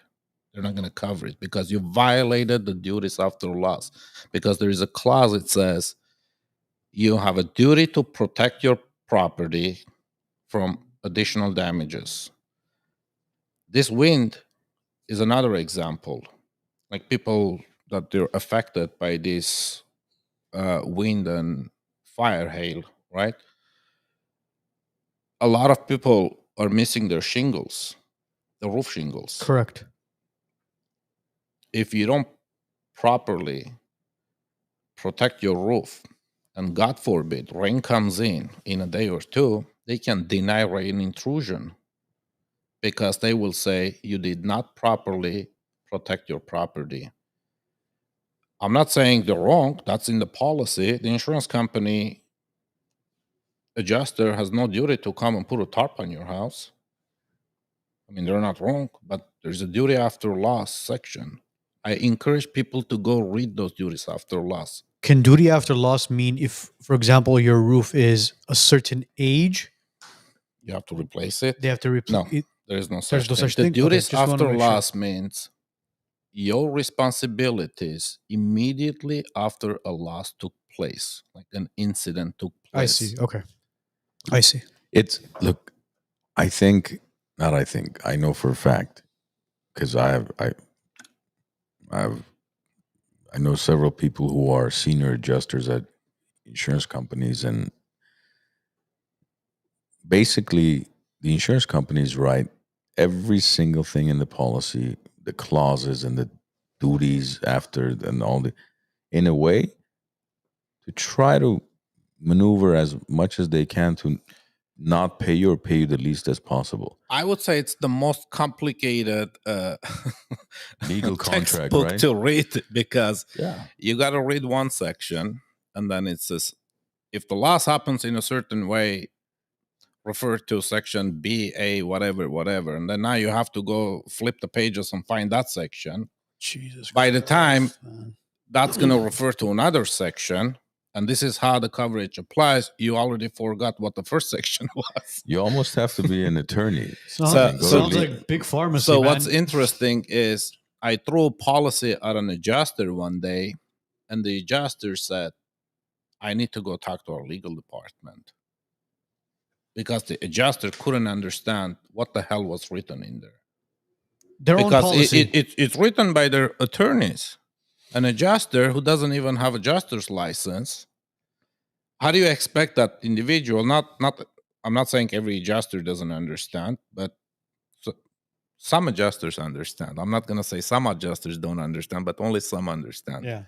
A majority have no clue how to read the policy. Gentlemen, Yes. we have a question from Sean Leon. He was actually asking, Go ahead. what do public adjusters charge for their service? And this would be to Ara. Well, that's going to be depending on the situation and the loss. Every claim would be different one from another. If you're talking about these fires, do not pay anybody more than 10%. Would that be 10% of? On if your house is burned, do not pay anybody more than 10%. 10% of the losses, or 10%, the rebuild? 10% of the amount that you get recovered from the insurance company, but not even 10%. You can even pay less. If the house is completely burned down, it should be even less than 10%. Also, just to make it a little more simpler, is there a certain fee, maybe a consultation fee or something like that? No. Public adjusters, I'm a licensed public adjuster, so a public adjuster cannot charge a fee, period. It's even in our contract. Our contract is approved by Department of Insurance attorneys, and I can't even change that contract. There are certain language, it has to be on a contract. Once your contract is approved, they have a template contract, and then you can make your own contract, one-page contract. You can't have 50 pages like attorneys. And you can't even understand what it says in there. There are millions of clauses in there. I have to have one-page contract, one-page cancellation form, mandatory. I have to give it to the client, and a disclosure that I cannot come and solicitate from this time to that time. Well, I've never solicited anybody. I would never go knock on anybody's door. Some people may, but that's not our style. And thank God we have enough business. We don't even solicitate. Public adjuster should not be charging money for consultation, period. Thank you. Guys, if you have any questions for Ara, now is the time to ask before we move on to our second section of the show. Is there anything that we've missed? Or is there anything that we haven't covered? Because, we prepared a list of questions, obviously, for you, but you went in there one by one and answered certain things that we didn't even get a chance to ask you because you already knew the answers to them already. So is there anything that we've missed? Again, I would highly encourage people, do not sign a contract with any vendors. Anybody comes out there, the insurance companies. I always recommend my clients, not even with the insurance company, you're not obligated to sign any document. Allow the insurance adjusters come to your house, or if they want to bring a contractor, you can't stop them. Mhm. Let them come and do their assessment, write you a check. You're not happy, hire somebody if you don't want to hire anybody from beginning. Of course, it gets difficult if you hire somebody later, but people can let the insurance company come and write them a check. Do not commit to anything. Do not sign any documents. It's their duty to come and look at your damages, write you a check. Then you can decide if you can rebuild your house or not rebuild your house. Even if when they write you a check, you still don't have to sign anything. You don't have to sign anything. You're not obligated to sign any document with your insurance company. That's good to know. That's from my experience. There had been vendors that came out to the property, like a plumber or a contractor. Oh, can you sign this authorization so I can perform my work? Nope. We're not signing any anything. documents. Okay. If you want to willingly you want to inspect my lines or do whatever you have to do it. I'm not going to restrict you accessing my property, because that's also in the duties after loss. Allow us to inspect as many times as necessary within reasons. So you can, if you block your insurance company from inspecting your house, they can deny your coverage. So you want to grant them access so they don't turn around and you have to grant them access. Okay. Yeah. And then they can come and write whatever estimate they want to, and they have 40 days to pay you. 40 days to accept or deny coverage. But once they come and look at it, they should pay you within 30 days. Okay. And then you deposit that check, which most likely you can't if it's not paid off house. Your mortgage is going to be on it. And now you have to deal with mortgage company. Oh, it's going to be like Chase and whomever it is, whomever is the Whoever, lender yeah. or a servicing company. And now they have a different system. They're going to submit it to the lender automatically, whatever system they created. And lender is going to advise them, include the lender's name on it as a pay or not. Well, at this magnitude, if it's 100,000 plus or $1 million checks, The lender name is going to be on it. Okay. And they have to issue that check. So you cash that check, that's up. There's absolutely no problem depositing that check. You're not admitting anything. That's called undisputed amount. You can deposit it, whatever advance they give you can deposit it, spend it on whatever needs you have on your claim related or whatever you're going to spend it on. You're not settling a claim. It's not a final settlement. It's called undisputed amount that the insurance has a duty to pay you. So you file the claim, they come out, the adjuster comes out, they cut you a check. You look at the check, you go, you know what? I'm not happy with this. At that point, you can hire a public adjuster. Anybody you want to hire within the capacity to adjust the claim, yes. And then they'll go back and they'll renegotiate with They have to. Correct. Okay. I mean, look, the title itself, adjuster. You adjust, like you said, you adjust the claim. Public adjuster. Public adjuster. And then as far as Joe, we have a question, right? Yeah, we have one more Okay, question. let's go to that question, and then I'll ask my last question, and then we'll end this today's segment with our what was the question that they have? Sean actually has this is the second question he's asking, and it's actually very good. Go ahead. And I'm posting it right now. Before reaching out to insurance and a public adjuster, is it appropriate to get a mitigation company to come do a smoke reading and ash test cleanup, like you said, to prevent further damage? It's a tricky situation. In the policy, you have to allow your insurance company to come and inspect your damages, whether it's ash or fire, it's water, whatever it is. Put the claim in. If they're going to come and test it, let them come and test it. But if you're going to hire somebody, they're going to charge you $50,000 to clean ashes, and your insurance may come back and say, oh, let me get a second opinion on this. And according to my vendor, we owe you $14,000. Sorry, I believe the question is to mitigate a company to do a smoke reading and ash test, not necessarily cleaning it up. Yeah, if you're going to do testing. That's not affecting anything. It's not in the duties after loss. You can do it later, or you can do it today, or you can do it tomorrow. That's not violating the duties after loss. What's typically the purpose of the testing of the ash, or what's the purpose? I think it's waste of money. If you can see ash, it's ash. I Doesn't know. take a rocket scientist to find out you're in Altadena, you have ash all over the place. It's gonna delay the process. It's gonna cost them thousands of dollars. And some hygienist may come back. What I've seen, they take an alcohol wipe test, and it dissolves most of the components inside. And they're gonna send it to a lab and say, "Oh, this is below the threshold, so light cleaning is required." They can even do that. If it's ash, guys, it's ash. I mean, look, it's you don't have to be a rocket scientist to understand that there was a fire that took place in the city of Altadena, and if you live in the surrounding areas and you were affected by smoke, ash, soot, any of that stuff, and if it affected your household, file a claim. What can I tell you? File the claim and figure out. I think that question is more relevant if you have water damage and there's potential mold, right? Well, actually, they do test ash. I've seen them coming out and testing ash, and it's really important.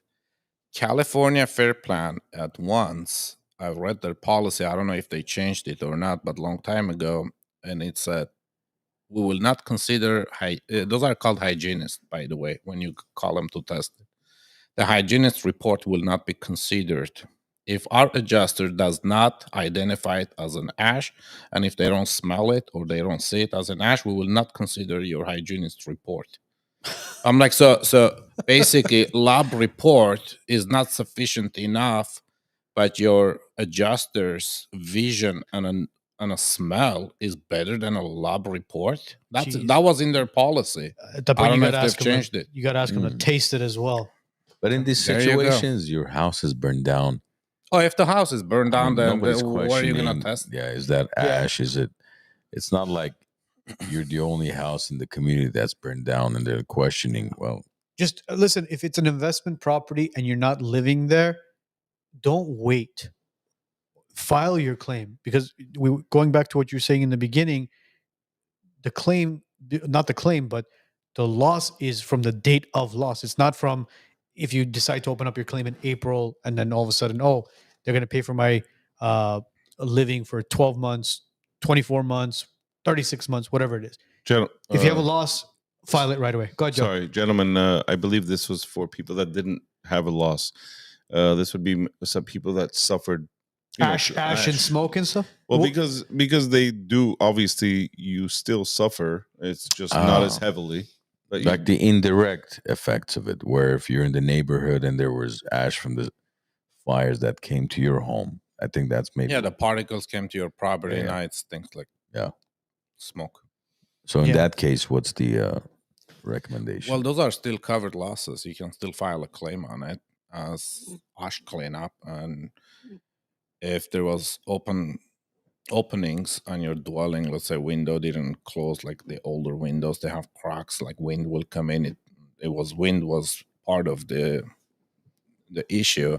It would push ash through the window inside your house. Those are covered losses, and it's up to the person if you want to file a claim or not file a claim. Okay. I do have one more question. I'm sorry, I have to take this one because he's a childhood friend. I just saw him, and he lost. Don't be biased, Joe. Yeah, sorry. And he literally lost everything during this fire. Oh, I'm sorry. Sorry to hear that, man. A lot of people. And he's Sevan. I know Sevan. Yeah, will insurance companies pay out of the fires were caused by arson?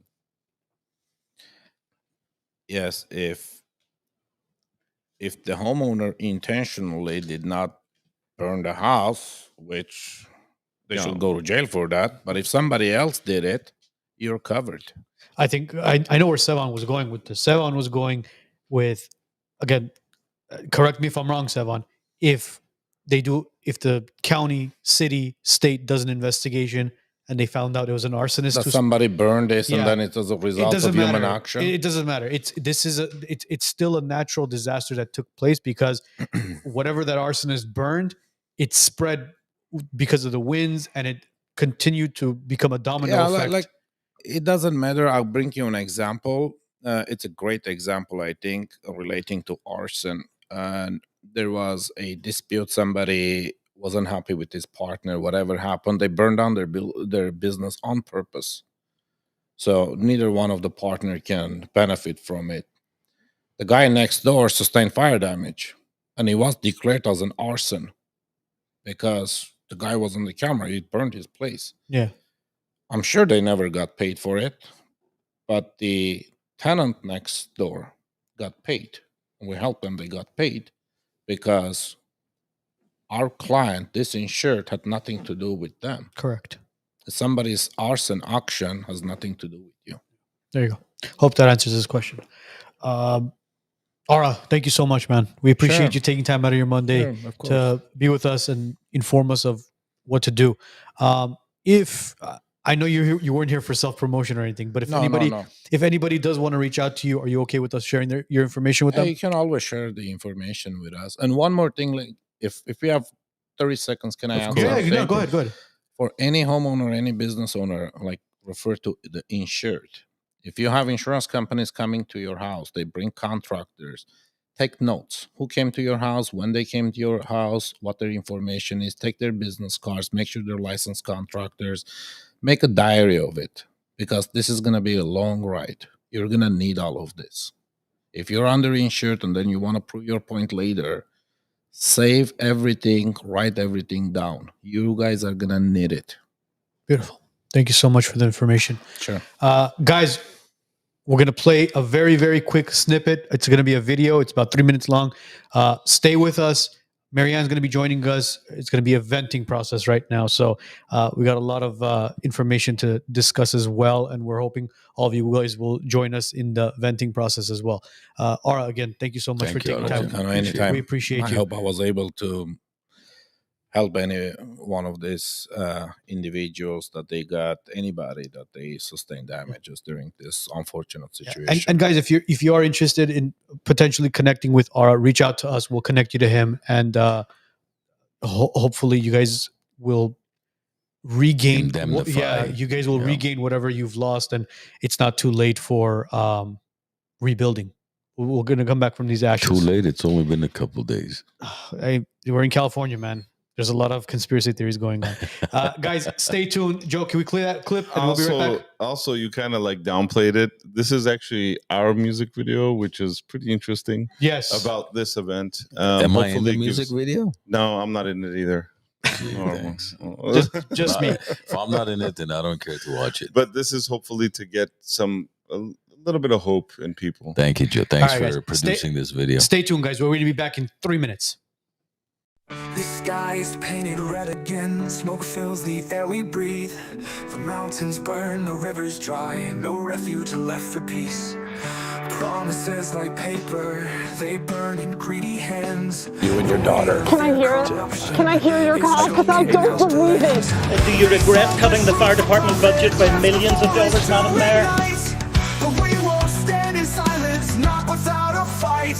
From the ashes we will rise, stronger than the flames. We'll tear down their towers, built on lies and shame. They thought they'd watch us crumble, let the fire take its toll. But justice burns within us, it's written in our soul.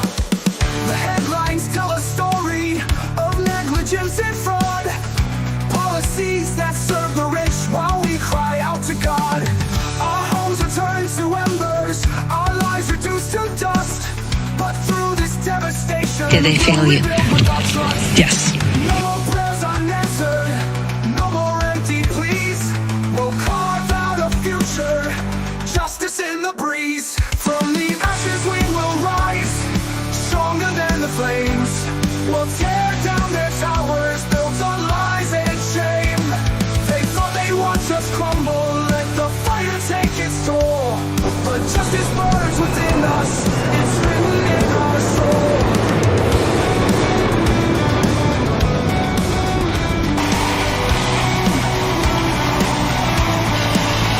Why was there no water in the hydrants, Governor?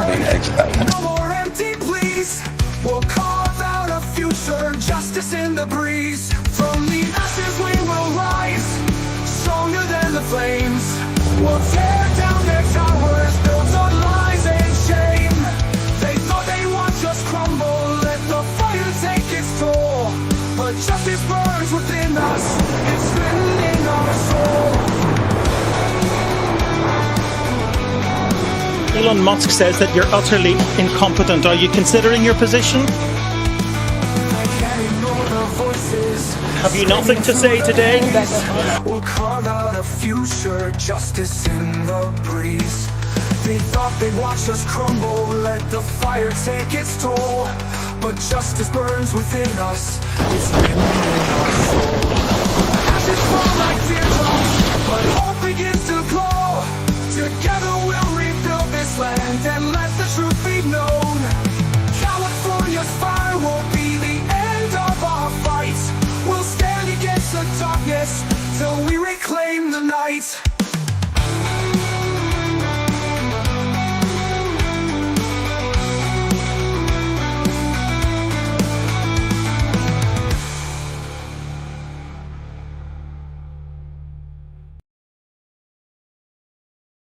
AI. Oh. Nice.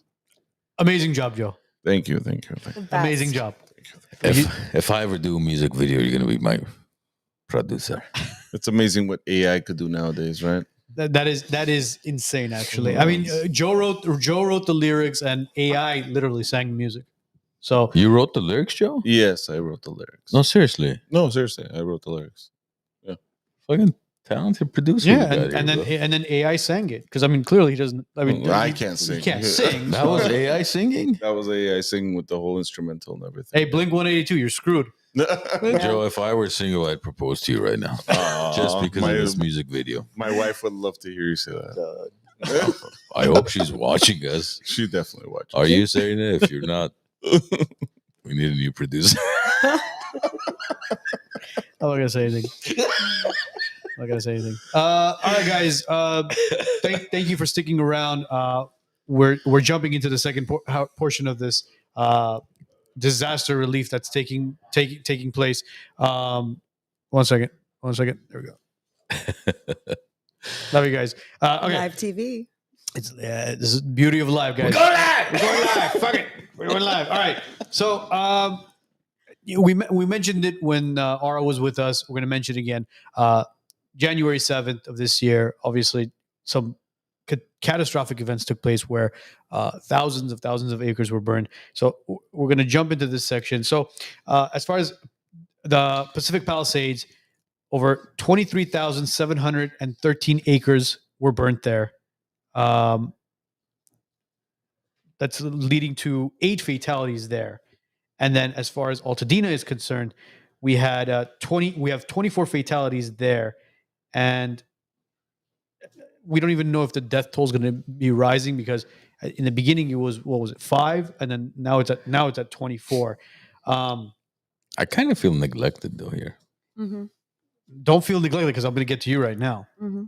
Unfortunately, my co-host sitting to the left of me lost his facility in the fires. I'm a victim for the first time in my life. I made something special for you. Can I take 30 seconds to at least? Because that's what we will. Do we have? I don't think people are going to believe me. Do we, Joe? We have the photos of Armand's place, right? We have something better. We than do. The photos. Oh, yeah, shit. we have something very special for Really? you, Armand. Yes. Well, Sorry. I don't mean to jump the gun, Joe. If it's later down the segment, like when nobody else is around, it's okay.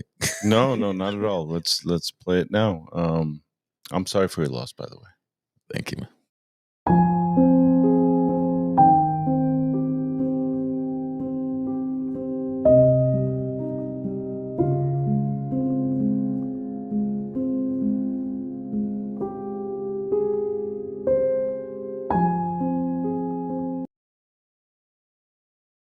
You have to put that music on, huh? Yeah, you got to make some people cry. He plays the piano, so you had to kind of make it. Well, want to introduce our next guest, Armand? You could have used Metallica music or something to not make me emotional. Well, Marie-Anne is here with us again. We want to thank you for taking time out of your Monday to be with us. Thank you for having me, So guys. she's here to vent with us. So we got a home team show today, and again, we thank you for joining us on this Monday. We had other plans, actually, because we were going to talk about other current events and everything, but now we have a shit show of a state, of a county, of a city that we're dealing with right now. But you want to kind of talk about your experience, what happened? Mm-hmm. Well, I mean, the toughest part about my experience was that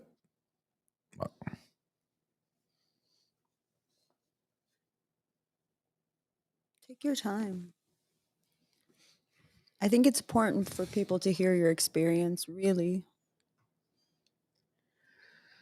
the toughest part was that I wasn't even in town.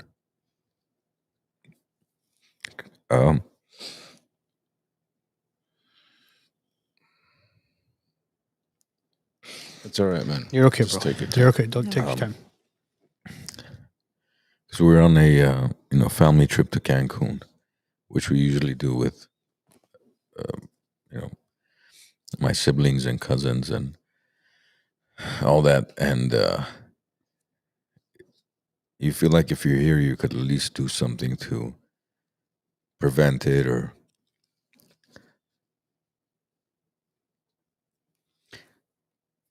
try to save what you've worked so hard for to attain. And I'm not one to usually get emotional about too many things, but it's I'm really passionate about what I do, and this was a facility that I built with my brother, and we had seniors who lived at our facility. It's an assisted living, and to see their lives altered now, and my employees, my staff members who now they don't have a home to go to as far as work goes, and having to relocate all my senior residents to different facilities, and families being overwhelmed and frustrated and struggling with the process of, because this is What I love about what I do is I help people write the last chapter of their lives. That's what I love about it. Because there's no going back. It's not the third chapter. It's not the fourth. It's not the seventh chapter. It's the last chapter of their lives. They can never go back and rewrite it because it ends with me. It ends at my home.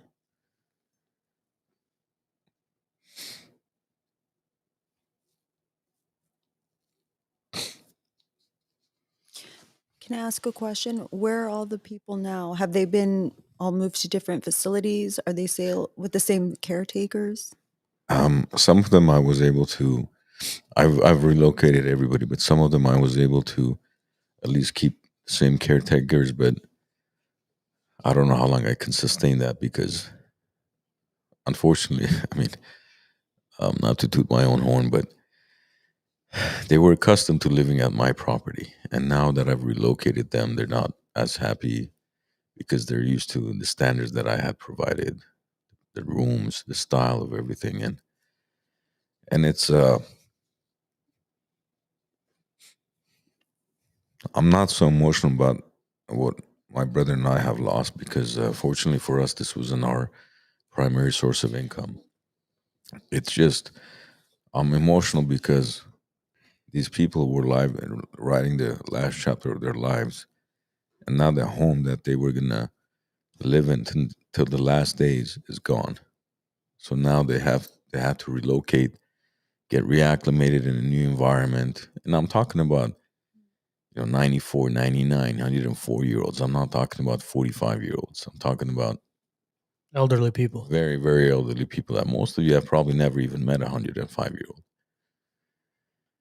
104-year-old, 99-year-old. Most people don't get to meet these aged people. I do on a daily basis, and I just feel like it was taken away from them. You were providing a service for these people, but throw the service aside. You're providing a roof over their head. And I feel like you're looking at these individuals not as your tenants, but I feel like you were looking at these individuals as friends or grandparents or some sort of figure in your life where you were happy to provide a roof, activities, food, shelter for them to, as you said, spend the last chapter of their lives with you, alongside your staff, alongside your brother. Because I've seen the way you speak about people that you're providing housing for, and you have conversations with these people, and you somewhat relate to them, and there's always like, what can we provide for you? What can we do for you? And when the kids call you, you're always kind of like, well, I want to make sure we can do the best we can for your parents. I mean, is that what you kind of looked at these individuals as? Definitely, because when we bought the property in six now almost 7 years ago, we renovated and built it in a way where I would want my own parent, my own grandparent to live there. We didn't spare any expense, my brother and I. If anybody's been to my place and if anybody's been on the website, the pictures and all that, it's we didn't spare any expense from renovations to the appliances, everything, because I wanted every single family member that walked into that home to be like, I want my mom, I want my dad, my grandma, grandfather, whoever, to live their last days in this house and to pass away in this house. That's how we built it. And when you spend so many years building that the just a, I don't even call it a facility. It was a home. Nobody referred to it as a facility because I referred it as their home. This is your home. You come in. Once you move in, this is your home. We're gonna do everything we can to make sure you live the best life. You die with dignity. You're not here. You're not a charity case. You're not here because you have no other choice. You made a choice to come and live the last months and years of your life in my home.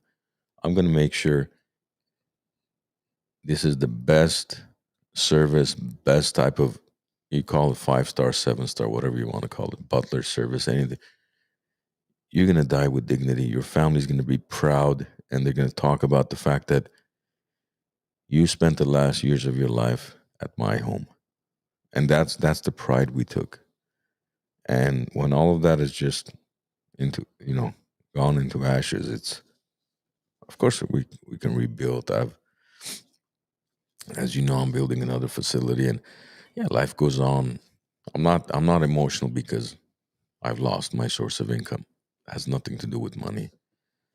I'm emotional because those people that wanted to, and I hate to use the word die, but wanted to live their dying days, the last few years of their lives in my home, lost that opportunity.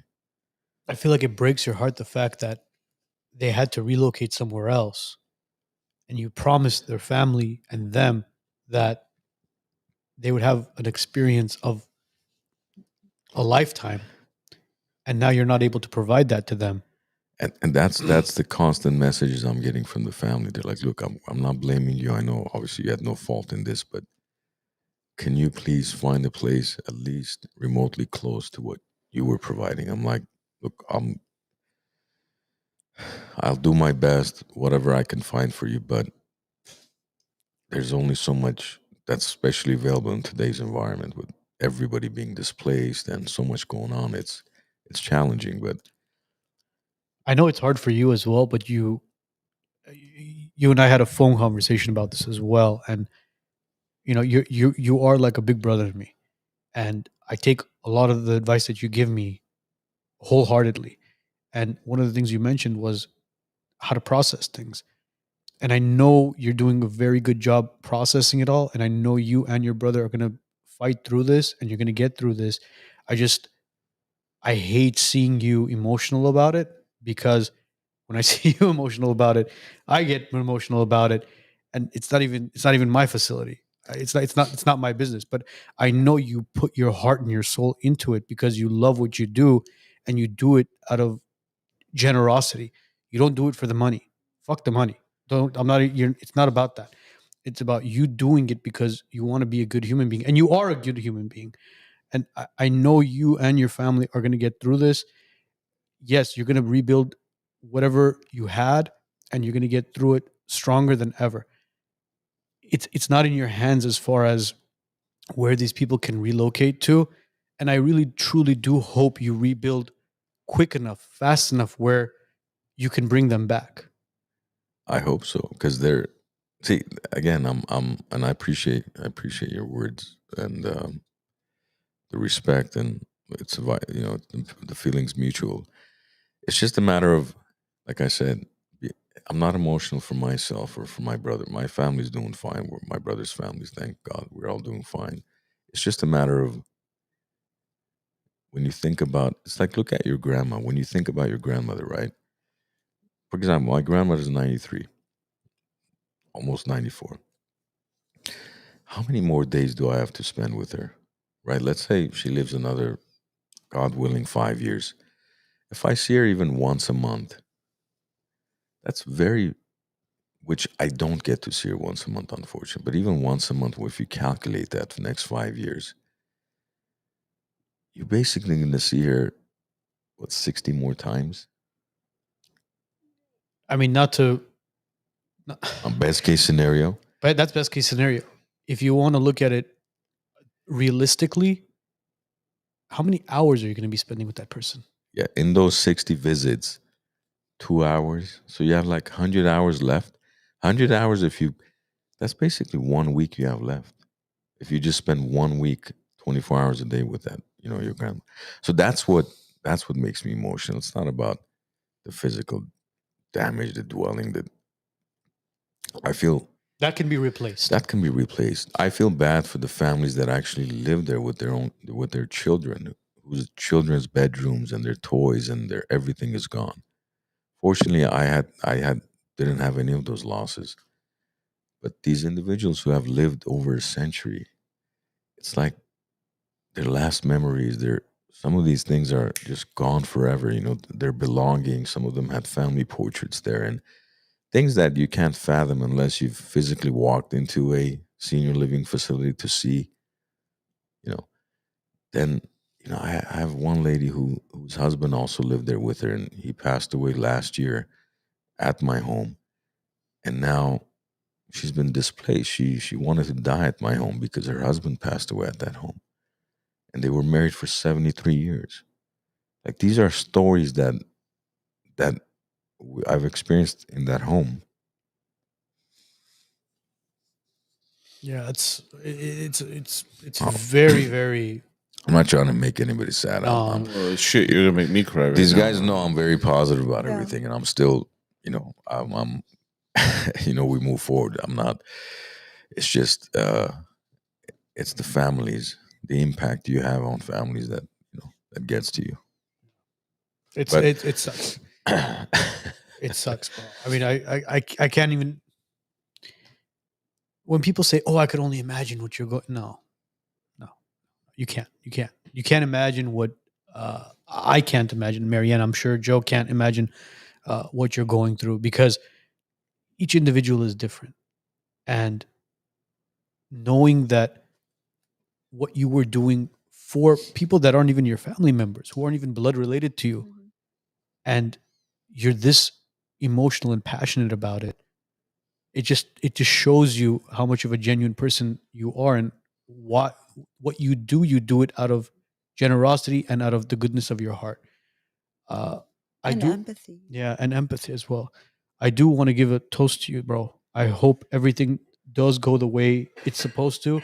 You rebuild, and the goals that you and your family have set become fulfilled, and you're able to rebuild quick enough to bring back those individuals to fulfill that last chapter of their lives in your home. So I hope so. Thank you, brother. Cheers, brother. Appreciate it. Cheers. Thanks. How you doing, Marie-Anne? What a week. Such a shift, huh? We're What a week. You had your boxing gloves on, ready to go, and all of a sudden, I mean, I'm torn. I facilitate between pure anger and extreme amounts of sadness. I think about people who lost everything. I think about you. I think about my grandma, who's in a care facility herself, and if she were to get displaced or separated from her caregiver, I think it would be a matter of days, if not weeks, that she would live, and it would be a very traumatic way to go. Sorry. turn the mic a little bit towards you. There you go. That's Weird. it. Perfect. Time to adjust my mic. And I'm heartbroken, and I'm also extremely, extremely angry. But I think I'm harnessing my anger in a positive way rather than a destructive way. And I hope that many kind of feel the same way as I do. I mean, this should never ever happen again. Like, this should be the last group of people that have to be displaced from their caregivers and their care facility, and someone who really cares about how they spend the last years of their life. Like, this should not happen again in 5 years to a new group of people under your care. This shouldn't happen again in 10 years. This should be the last time that people in Los Angeles suffer like this because of these corrupt politicians and their absolute lack of care for our livelihoods, our families, and our safety. This is it. Like, enough is enough. Oh, when you look at some of the statistics of 2024, over 7,400 wildfires have burned 1.6 million acres. That's nationwide, or This California? is state statistics. This is statewide. 7,400 wildfires last year. 7,400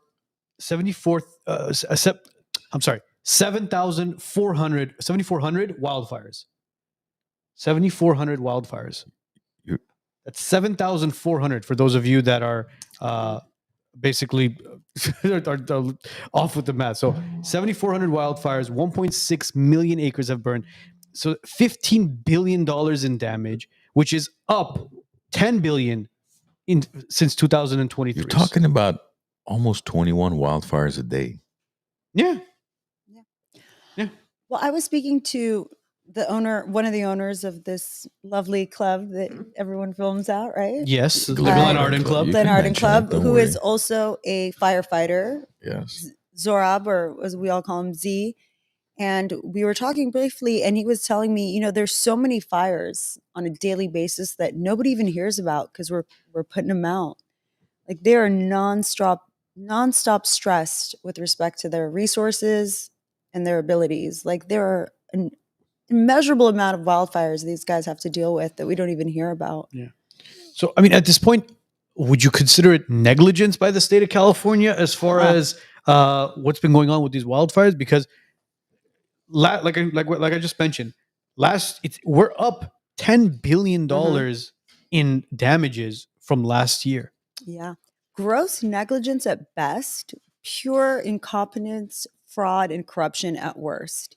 There are numerous facts and studies to show that universities, environmental groups, experts have all told the government, and when I say the government, I mean the California governor's office and the mayor's office, about the risks of these fires, the scope of these fires, and that they have done absolutely nothing to prevent them, right? And they'll say, okay, well, we spent this much, we did this much, but it's still not enough. The two main things that seem to be contributing to the scope of these fires and why they're so devastating is just the lack of mitigation, right?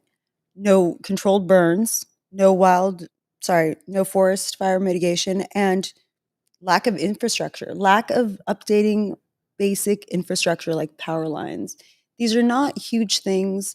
Controlled burns have been happening for centuries, even before modern society. This is not some new technology, some new innovation.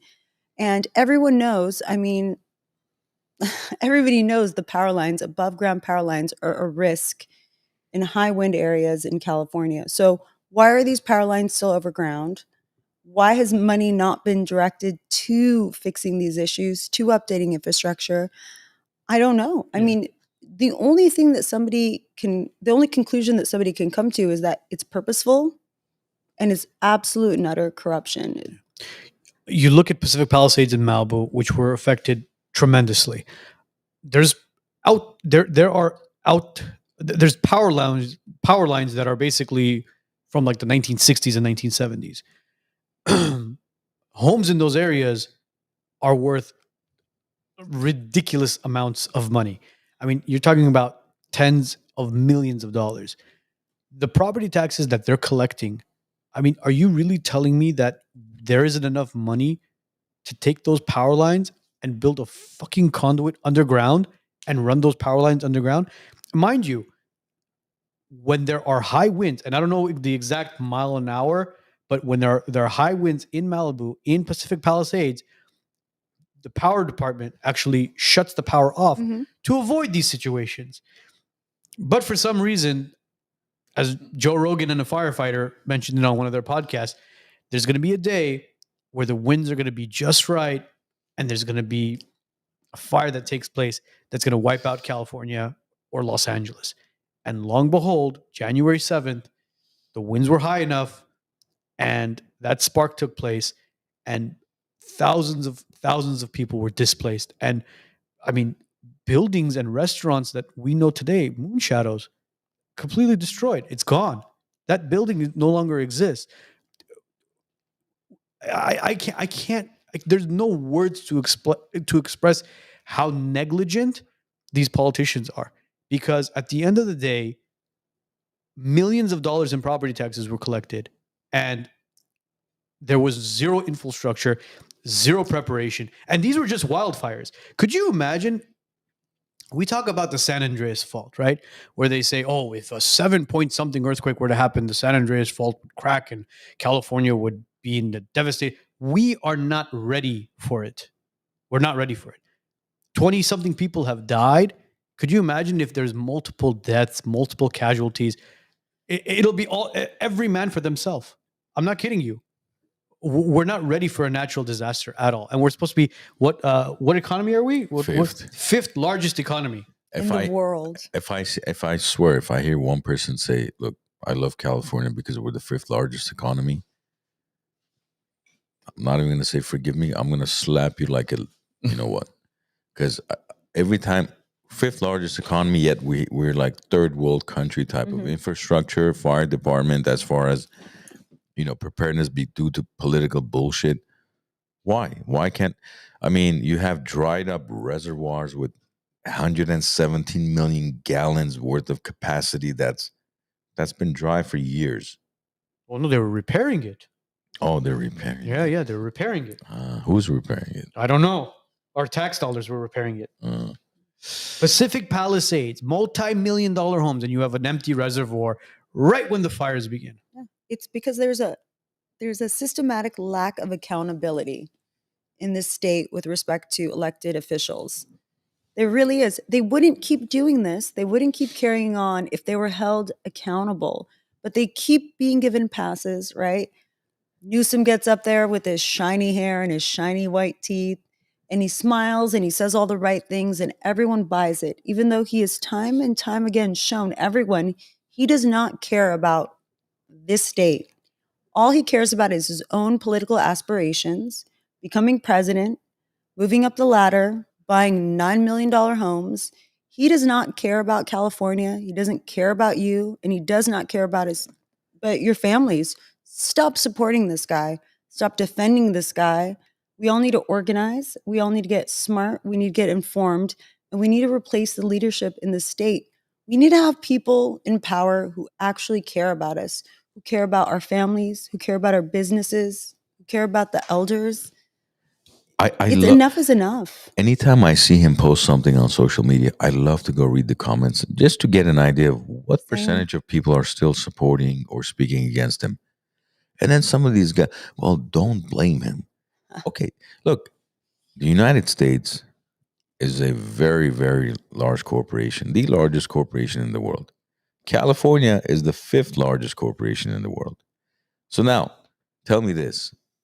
If you're investing into some type of publicly traded company and you keep on every quarter after quarter, you're losing money. What do you think the shareholders and the board members are going to do? You think they're going to sit down, have a meeting and say, look, we got to get rid of this damn CEO? Or no, we got to promote him because let's give him a raise. Let's give him a bonus because we just lost $12 billion last quarter. Let's give him a raise. Why is accountability such a negative thing these days? It's like, yes, you're the damn governor. You're governing 44 million people. We're going to hold you accountable for burning down $150 billion worth of property. Yeah, you should be held accountable for it. What's wrong with that? If you're man enough, you need to get up there and say, listen, I'm accountable. I'm taking responsibility. On top of that, so-and-so, whether it's Mayor Bass or whoever else is involved, we're all accountable. We're all responsible.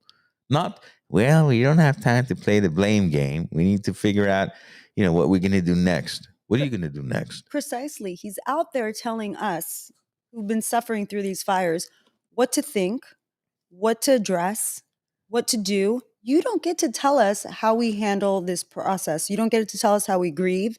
You don't get to tell us how we feel. And you don't get to dictate the discourse. Your negligence is responsible for this devastation and the wide scope of this devastation. And now you're going to sit here and you're going to preach to us and tell us, well, it's not about blame. It's absolutely about accountability and blame. If you don't know what was the cause, who was the cause, how do you then repair? How do you protect us against this happening again? And I'm telling you, the people who did this to our state are not the people who are going to help us rebuild it. It's asinine to think that the same people who are systematically destroying our state are the same people who are going to help us repair and build it. It's not how it works. Pack your freaking bags, get your hair gel, your teeth whitening cream, whatever you need, and be on your way. His quotes have been somewhat deja vu-ish because he says we're going to build back better. Well, who did we hear build back better from? What's his name? He's our current president for the guy who's going to be out in 7 days. 7 days. Yeah, Mr. Biden. Joe Biden. So he's talking about build back better. He's talking about Los Angeles 2.0. I mean, you talk about build back better. Wildfire prevention budget was cut 20% since 2022. I mean, and we're talking about California, who's known for wildfires. So it just doesn't make sense to me. It's like, all right, you know what? We're a state that's known for wildfires. What are we going to do? Should we increase the budget, Governor? No. Fuck it. Let's decrease it 20%. But we need Governor, more transgender, lesbian transition surgeries. Yeah, let's fund that and homeless. Exactly. Narcotics. Let's worry about the fish that are going extinct. Yeah. Let's worry about the fish. Why divert groundwater into Southern California reservoirs when we can dump it into the sea? Yeah. Didn't they dump like Logic. 98% of the rainwater last year when we had record high rains? Yep. And now, this is what's freaking cynical. It's like now they were until recently, right? They were demanding you have rain preservation buckets or whatever they're called with new construction. Yeah, the buckets that go outside your storm drains or your gutters. Yeah, you're supposed to save the rainwater, yet the state drained 98% of it into the ocean because that's a small little fish called smelt fish, which most people have never even seen or had. I actually have had it twice in my life. It tastes pretty good fried. It does. It does taste pretty. But by the way, he said it's that's hearsay. It's not even real. What the smell? Yeah, fish? the whole. He's saying it's He's hearsay. saying it Yeah. now. No, that's supposedly that's misinformation and all this other stuff. Oh, You know yeah, how they because- flip-flop like Gavin the fish. is saying The that. only person out there propagating misinformation, ladies and gentlemen, is Gavin Newsom. Everyone else is just focused on getting through this. He's the only one out there doing interviews, doing his little PR videos with the Hollywood It's like- Fire on Instagram. Joe, do we have the clip of the woman confronting Yes. him? Can we play that clip really quickly? Because Oh, I couldn't wait for you to say that. Okay, By so- the way, this is your Mm, governor. so yeah, go ladies ahead. and gentlemen, we're gonna watch this clip. If you guys haven't seen it on our Instagram page, we're gonna play it for you right now. Watch this clip and look at how much bullshit Yeah. spews out of this guy's From mouth. the calls to everything. Oh yeah. Here we go. Governor, I live here, Governor. That was my daughter's school, Governor. Please tell me what you're going to do. I'm not going to hurt him, I promise. I'm literally talking to the president right now to specifically answer the question of what we can do for you and your daughter. Can I hear it? Can I hear your call? Because I don't believe it. I'm sorry. There's literally, I've tried 5 times. That's why I'm walking around to make the Why call. is the president not taking your call? Because it's not going through. So Why? I have to get cell service. So let's get it. Let's get it. I want to be here when you call the president. I appreciate it. I'm doing that right now. And it's to immediately get reimbursements, individual assistance, and to help you. I'm devastated for you. I'm so sorry. Governor, please tell me what are you going to do with the president right now? We're getting the resources to help rebuild. We're getting Why the was there no resources to do water it. in the hydrants, That's Governor? all being- That's all literally. Is it going to be different next time? It has to be. Has Right. to be. Of course. What are you going to do? I'm doing To fill the everything I can. hydrants. I would fill them up personally. You know that. I literally have. I would fill up the hydrants myself. I understand. But would you do that? I would do whatever I can. But you're not. I see do you know there's water dripping over there, Governor? There's water coming out there. You can use it. I appreciate it. I'm going to make the call to address everything I can right now, including making sure people I'd are like safe. to make sure you do. Can I have an opportunity to at least tell people you're doing what you're saying you're doing? Could somebody have a contact? All right. The funny part is that she goes, "Can I have your contact?" Oh yes. And then he points at like probably a secretary or somebody, and sweetheart, you probably got info@gavinnewsom.com. Yeah. And that's who you're probably going to be emailing, or info at some sort of governmental website to reach out to. And you're probably going to get ghosted, most likely. Yeah. But lie after lie after lie is spewed out of this guy's mouth. Basically, he says that, I'm on the phone with the president right now. Oh, can I hear what the president's saying? Well, I don't have service I don't have here. service. That's why Can I'm you hear me now? Yeah. No. Why are you lying to people, telling them that, oh, you're on the phone with the president when you're really not, and then you completely go off the rails and you go, I'm walking around trying to find service, and then if you glance at his phone, he's not even on. No, he's not. He was on Instagram. Right? Bastard, whoa, you have Hey, Gavin, you have a prepaid phone? You want me to send you the iPhone 17 that's Yeah. not even out yet? WiseNuts will pay for it and send it to you, man. He was on there trying to find some Instagram models to follow. Like, I'm curious because I'm sure there's Gavin Newsom supporters that follow us and that are probably watching this right now or will be watching it later. Please, in the comment section, forget about everything else. Forget about everything else. About yesterday, about tomorrow. Just that 20-second clip where he says, I'm on the phone with the president. And then when she says, can I hear it? He says, well, actually, I've been trying to connect it 5 attempts. No. He says, I can't because I don't have any service. And he shows her the phone. Look, I have no service. Yeah, and I've tried 5 different times. So prior before that, he said that I have the president on the phone. Yeah. He says literally. Yeah. Yes. Literally. When somebody says I literally am doing something, they're literally. If I'm literally holding this piece of paper with my left hand and this drink with my right hand, that's literally what I'm doing right now. If you are literally on the phone with the president, that means he's on the fucking phone with you right now. His expectation was she was going to say, oh, I'm sorry, sir. I didn't realize you're on the phone with the president. I'll leave you two alone. But look, I applaud you for push the envelope. I want these supporters, and I'm not bashing you. Please, in the comment section or message us privately, whatever you want. Call me later tonight at 1 a.m. I'll talk to you. Tell me, what about that portion do you support? Forget about everything else. Forget about whatever else damage he's caused, all the good he's done.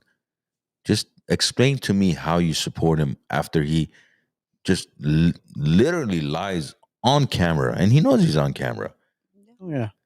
She's clearly in distress. Like, you can hear it in the way her voice is, the tenor and the tone of her voice. And you really have to think, you've come down to Los Angeles where we're all going through this. You went to the Palisades. Did you not expect that you might have to speak to someone who's been affected by these fires? Did you not prepare to be able to console someone or to talk to them or to quell their anxiety? No, you just came down here for what? For a photo op? And then to turn around, to dismiss her, to lie, to pretend like that. I mean, the guy is clearly showing everybody who he is. It's so evident. All you have to do is just believe it. Stop lying to yourself. Stop turning a blind eye. Stop living in this world of delusion. He's a piece of shit. And he's showing you he's a piece of shit. That's all there is to it. But it's not that he's only a piece of shit. He comes from a family of pieces of shit. That's the thing. He comes from a legacy of corruption and what's it called? The strong arming and getting their way regardless of what. These guys, he's just he's just been placed there because he's part of that whole old mafia family. It's not anything new. He's not a random guy that was voted for because he looks like a soap opera star. I mean, the guy, literally, he should be probably playing a role in the Days of Our Lives still exist. Well, he looks like somebody they would want to kill off in General Hospital, right? Yeah. But the Newsom is actually part of 4 families that have been running not only Los Angeles but California. It's the Getty, it's the Browns, it's the Pelosi's, and it's the Newsoms. And we have a clip for you guys that I'm sure a lot of you haven't seen this, but here's a very quick clip of the mafia that is running California right underneath our noses. And everybody's basically decided not to go back in the history books and see what is truly going on. Joe, you want to play that for us? Are we ready to be on the fact check list? Oh, yeah. Mark Zuckerberg is no longer fact checking, just so you know. Nowhere new, right? Nowhere new. Check this out, guys. You guys are going to be blown away by this.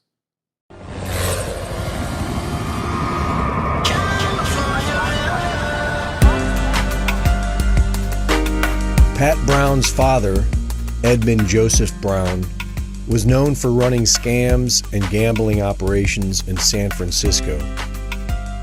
With the help of businessman William Newsom II, Pat Brown became governor of California for 2 terms. During his governorship, he awarded the Squaw Valley concession contract to William Newsom III and his partner, John Pelosi. The deal was criticized for the state of California paying for everything and getting nothing. William Newsom III grew up with the governor's son, Jerry, who was training to be a Jesuit priest. John Pelosi's son, Paul, married Nancy D'Alessandro, daughter of Thomas D'Alessandro Jr., who was known for smuggling heroin into the U.S. with Lucky Luciano and the Baltimore Mafia. John Pelosi's son, Ron, married William Newsom's daughter, Barbara. Over ongoing disputes about the Squaw Valley concession, William Newsom Sr. threatened to hurt the governor politically, just as Governor Brown was running for a third term against Ronald Reagan. He lost.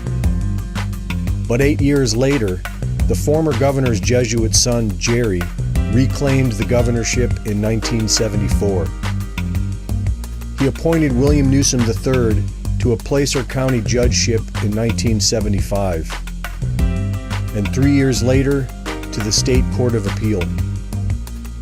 William Newsom was an attorney for oil magnate J. Paul Getty, named in the 1966 Guinness Book of World Records as the world's richest private citizen. And while serving on the appellate bench in the 1980s, he helped Getty's son, Gordon, secure a change in state trust law that allowed him to claim his share of a multi-heir trust. After Newsom retired from the bench, he became administrator of the Getty Trust and provided seed money for his son Gavin Newsom, Nancy Pelosi's nephew, to start the Plump Jack business that led to a career in San Francisco politics as mayor of San Francisco and lieutenant governor of the state of California. Gavin Newsom was informally adopted by the Gettys after his parents divorced, and recently succeeded family friend Jerry Brown to be the current governor of California. For 80 years, these four families have ruled over the state of California politically. And with the help of Kamala Harris, Maxine Waters, Adam Schiff, and Dianne Feinstein, California's uncontrollable state government spending has amounted to over $2 trillion in debt.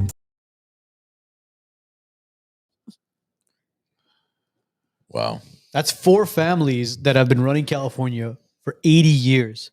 The Pelosi's, the Gettys, the Newsoms, and the Browns. And they've been doing such a great job. Phenomenal job. And coincidentally enough, I mean, just the last few years, we've had wildfires right around the Getty Center. Yet, nothing's happened to the Getty Center. No. Why would it? They turn their sprinklers on just in they time. have sprinklers. Yeah. Yeah, they do. Yeah. I wonder who. Man, we need to get that contract, sprinkler contractors info. Absolutely. I think there was the fire, I want to say January, maybe January of 2018 or December of 2017, where the west side again was burning and Brentwood and all that. Yeah. All those areas were evacuated. And those hills, when you would be on the 405, were on complete fire. And still the Getty was untouched. intact. Yeah, you drive on the 405. Yeah, I remember It looked that. like It's Armageddon. all just black after the fires were there. And then Getty Center was right there. Like Their roses are untouched. yeah, the bee outside was, it's like that. What's that bee movie with the funny guy? Sheesh. Which one? Man versus Bee. Man versus Bee. What's that British actor who plays? He's usually silent. What's his name? Oh, Mr. Bean? Yeah, Mr. Bean. He has like a short series. It's called Man versus Bee. Oh, does he? Oh, I don't know. I haven't seen that one. He's trying to kill off the bee because he's a house sitter. And Oh, jeez. this bee is like Getty Center. No matter what happens, See, I didn't believe that Pelosi or Newsom was Pelosi's nephew until I saw these family trees kind of interlinked with each other, which kind of explains to you Nancy Pelosi till today, who showed up at Jimmy Carter's funeral in a freaking walker, where it's like, goddamn woman, just retire already as it is. No. Shows up in a walker. She's continuing to stay in political power in order for her nephew to run for president. I promise you this, bro. If Newsom runs for president, win or lose, that's when she'll probably kick the bucket. You know what my question is about all this? What is it? How does $250,000 a year pay for all this? It doesn't. It's more than that, Joe. Of course, that's $250,000 in on of paper. Course, on paper. It's a sarcastic question completely. Yeah, but you know what I mean. So it's kind of like that. You may, because you have much better memory than I do. Is that another movie? No. Remember that joke about? That's what I was just trying to find, but you may remember it. It's about. Oh yeah, here's the joke, because it's kind of reminded me of this whole family story. It says, "I told my son, you will marry the girl I choose." He said, "No." I told him, "She's Bill Gates' daughter." Oh yeah. He said, "Okay." I called Bill Gates and said, "I want your daughter to marry my son." Bill Gates said, "No." I told Bill Gates, "My son is the CEO of World Bank." Bill Gates said, "Okay." I called the president of World Bank and asked him to make my son the CEO. He said, "No." I told him, "My son is Bill Gates' son-in-law." He said, "Okay." This is how politics works. Yeah, sounds about right. And if you truly think that that's misinformation or that's disinformation, then you got to take your head out of your ass, because I don't know what else to tell you. It's literally there. It's literally cause UTI. Yeah, it's gonna cause you a UTI or a hernia. But look, Newsom is not the only person we should blame for all this shit, because we do have a mayor, ladies and gentlemen. We have a mayor who was in Ghana. Who was in Ghana? Why is a local politician in Africa? Like, why? It was the inauguration of the It was a diplomatic mission to Ghana.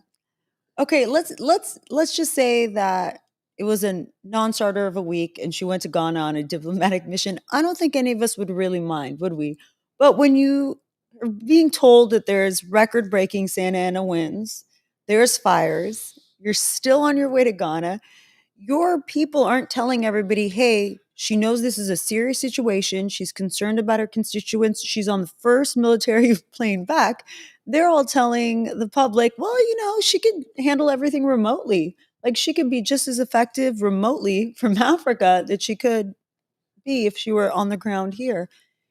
And it's just a joke. It's as if they're sticking their middle fingers up to us and laughing at us. Look, I don't blame her, because she had paid for the star class all-you-can-eat buffet, so she had to take advantage of it. Do we have the video of her at the airport? Brother, we're the WiseNuts. We have everything. Guys, okay, I want you guys to watch this video. And again, if you haven't seen it on our Instagram page, guys, follow our Instagram page. It's WiseNuts _podcast. We post a lot of these videos on there, and you could see them as we post them. But for those of you who haven't seen it, we're going to play it really quickly. And I have a I have a comment to make about this video. So go ahead, Joe. Just play that really quickly. Yeah. Fire chiefs say that they're really stretched to the limit and running out of water. What have you got to say to that? Me, okay? Have you no response to that? Do you owe citizens an apology for being absent while their homes were burning? Do you regret cutting the fire department budget by millions of dollars, Madam Mayor? Have you nothing to say today? Can you back up? I appreciate it. Have you absolutely nothing to say to the citizens today? Elon Musk says that you're utterly incompetent. Are you considering anything? All right. I love the questions he's asking. He's courageous for doing that. Look, I'm going to give Mayor Bass, the benefit of the doubt here. This is in my honest opinion, and I'm being very truthful. I'm excited for this. No. This is what I think really happened. So things take place in foreign countries where the government will shoot out a very large email blast and say, listen, there's an event going on in Ghana, there's an event going on somewhere, and we need representatives from the United States to show up to represent us. And they do this email blast, and the political leaders who are attempting to climb up this political ladder look at an opportunity and go, oh, fuck yes, I'm going to Ghana. Yeah. And Karen Bass answered to that email. And she went to Ghana. Is it like the Google Calendar invite? You click yes or no? Yeah, basically. I swear to God, I think this is what happened. She got the email blast and she decided to go to Ghana. That face was a regret of accepting that email.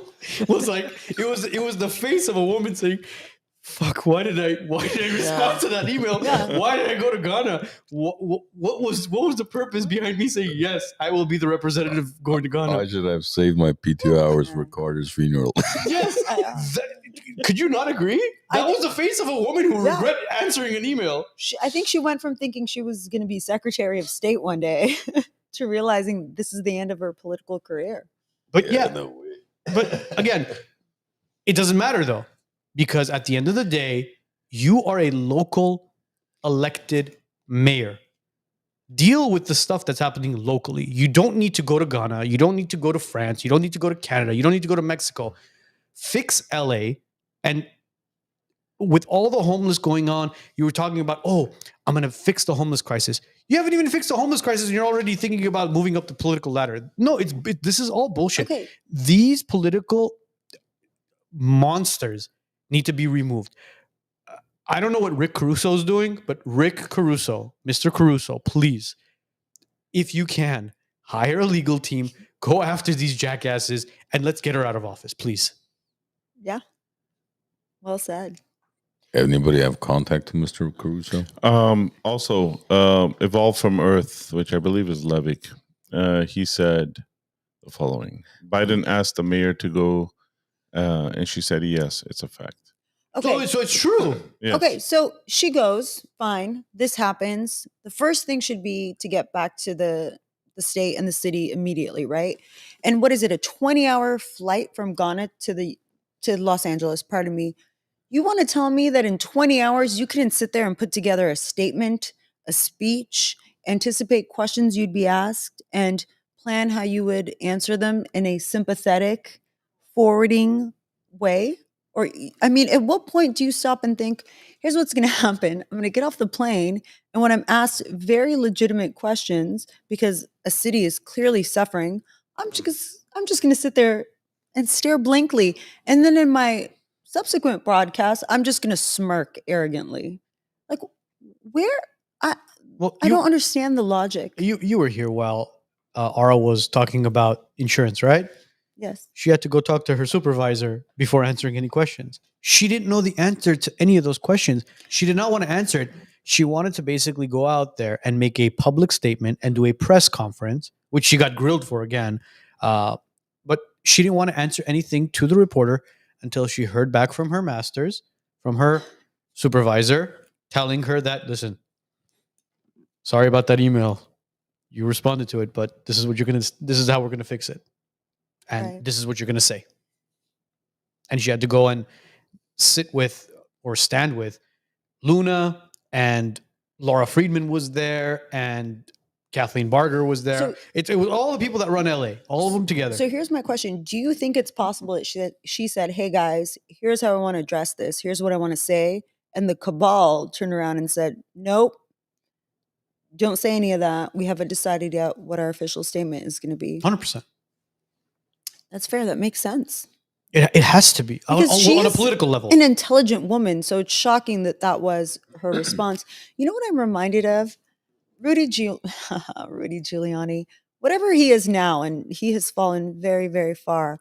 But I don't know if most people remember the way he handled 9/11, the way he brought that city together, the leadership he showed. He was the American mayor. He was, it was a master class. It was a master class on how to handle an unexpected tragedy and one of like unimaginable magnitude. And I always keep comparing other mayors and governors during times of natural disasters to the way Giuliani handled 9/11. And they all fall so short. And I just don't understand it. What he really did was he showed compassion, he showed strength, he showed leadership. And I don't understand why our current governors of states, including California, our current mayors, can't do I'll tell you the why. same. A couple days ago, Trump probably posted the shortest tweet he's ever posted. You know what it said? What did it say? Save Rudy. Really? Yes. What does that tell you? I mean, 23 or so years ago, you're the American mayor. One of the most tragic events, like you said, that we've ever experienced. And now you've succumbed. They've turned you into nothing. A freak show. Yeah. At best. I mean, if politics had any dignity, you would never do this to an individual like Rudy Giuliani. You would just let him ride into the sunset. Who cares? You don't agree with him anymore because he supports Trump and you try to fight the election. Let him ride into the sunset. Don't destroy the legacy that brought this country together in 2001, 9/11. And that's what they did to this man. And it's sad. So how do we expect anybody to look at Rudy Giuliani, which I wish they did, and say, this is what we need to live up to. This is how we bring our nation, our state, our county together. You can't. When they've destroyed the guy, what future generation is even going to hear about Rudy Giuliani? Yeah, I don't know. They're just going to remember all these dumbass court cases and allegations and, disbarring him and God knows whatever else they've done to him. For the record, I think that as you do age, obviously, you know better than I the way people's brains work and dementia and whatnot and how behavior changes. I mean, we saw this with Dershowitz, who was one of the greatest legal minds of all time, and how he became to falter and how he started to get out there and say ridiculous things. So, I mean, there was no compassion there saying, hey, the man's getting old. He's aging. He's gone through a lot. Maybe this is something that's forgivable, or maybe we can just kind of understand him or have a little bit of compassion towards him. I mean, we have a great deal of compassion for some 55-year-old jerk running California now, right? What about the one who's running the United States? Yeah. Oh, you mean Biden? Or supposedly running the United States. I didn't know who was running the United States. That's why I asked. Neither did I. None But of us do, yeah. Yeah. But so there was that. They were so quick to throw him under the bus and just make an absolute caricature out of him. And it's really, really sad because, as you say, he was America's mayor. That was one of the most riveting displays I think we've seen in like political heroism. Yeah. Like that's the thing. Let's say if you're the CEO of, JP Morgan or whatever other company, Facebook and Twitter, anything, you don't want to be fired and humiliated. Just like me as a small business owner, if somebody's worked for me for so many years and has done so much for my company, if they, for whatever reason, they go off the rails and things don't work out, I'm not going to humiliate them in front of the rest of my staff and fire them and then sue them, and then not going to do that. Just let them go off with dignity. This guy, like you said, he's aged, and certain things he may say. And look, Joe got to meet him at Mar-a-Lago. Arno and I didn't get to meet him or chat with him, but I got the pleasure of meeting with him. And you took a picture.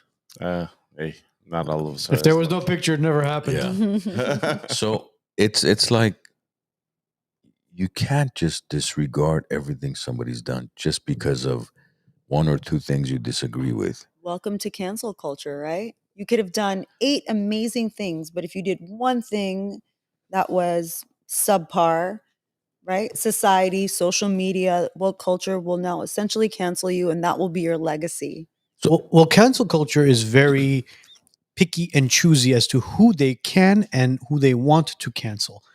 DeSantis did an amazing job during a press conference where he mentioned if the governor of California was a Republican, the media would have no problem throwing him under the bus, completely destroying him.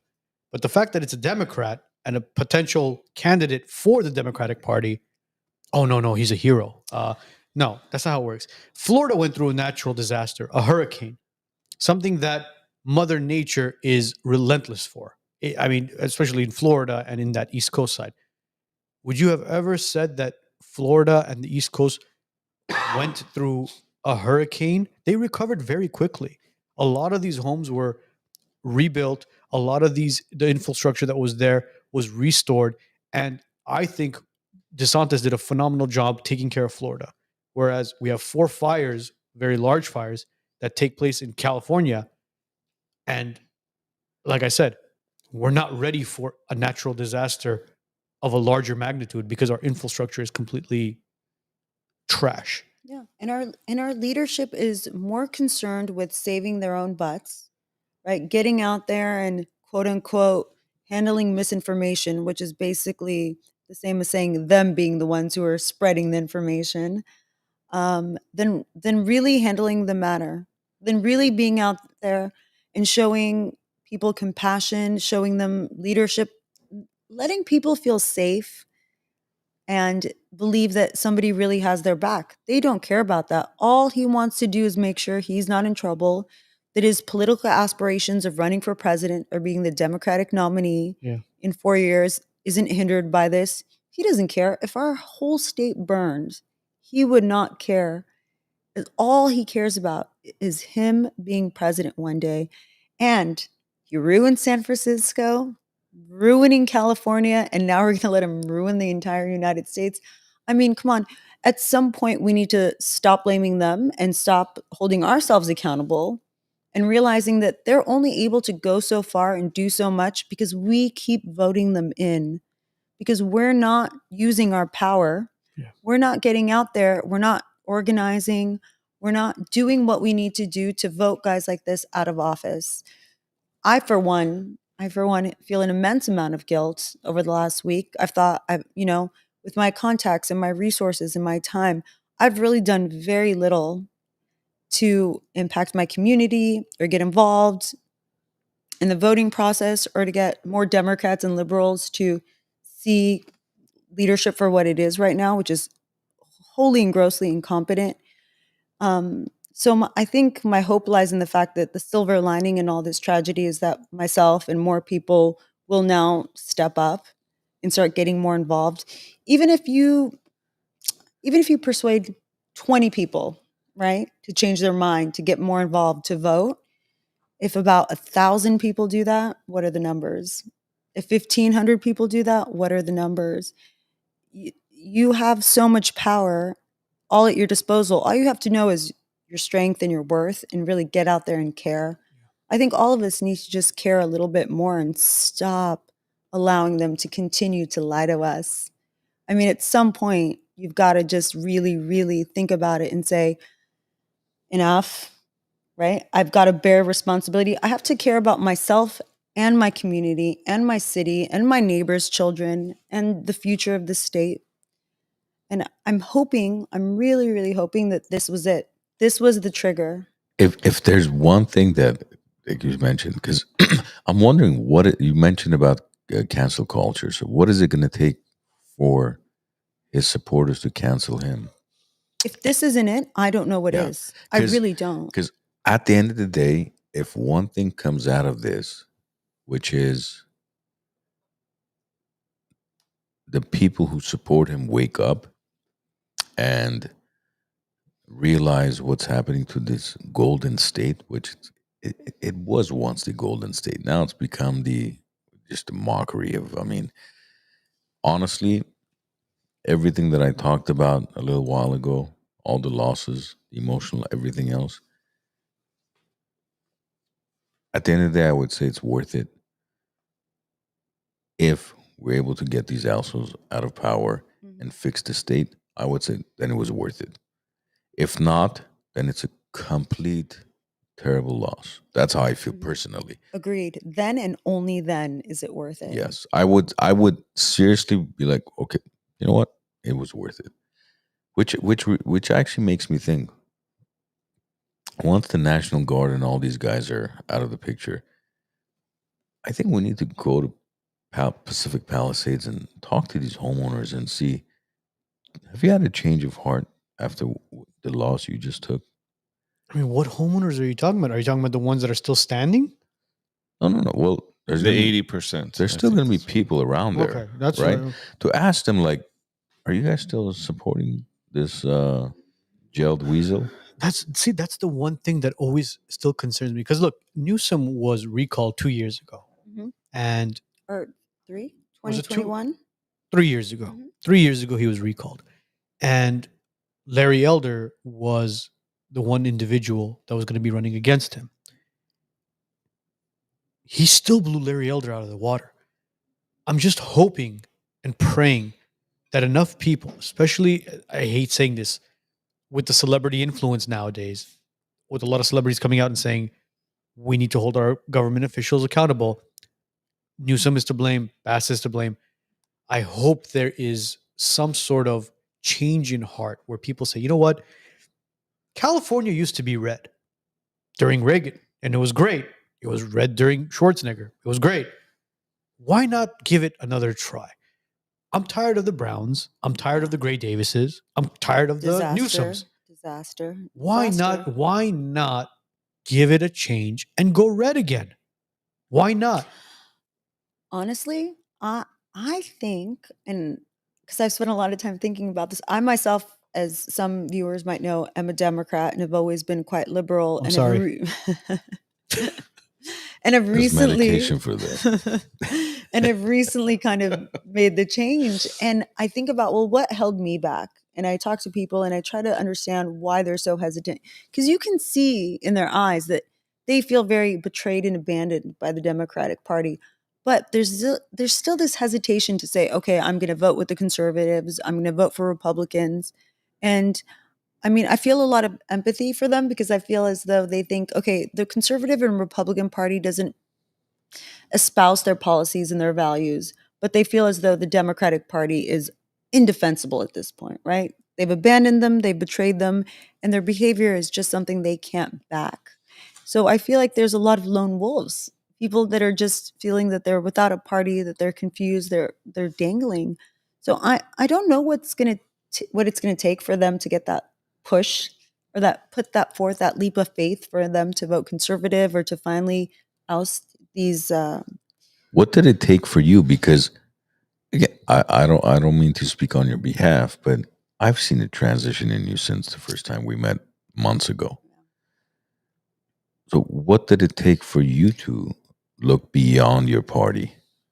I realized that a lot of the issues I have with the Conservative Party, or a lot of the issues that I agreed with the Democratic Party, were issues that were moral issues, personal issues, and that I shouldn't look to these false idols. I shouldn't look for politicians to talk to me about what they think is the ethical way, what they think is the progressive way. If I want that, I find that in my tribe. I find that in my community. I find that in my friends. I find that in my family. They're there for one reason, and that's to ensure my safety, right? To spend my tax dollars, my hard-earned tax dollars ensure your wisely. safety? My physical safety. Who's there to ensure your safety? Government, right? They have to ensure our safety. I mean, in this case, there's an epic fail. But yeah, they are duty bound to keep us safe. Not necessarily. Are they not? No, So police are not. They don't have to.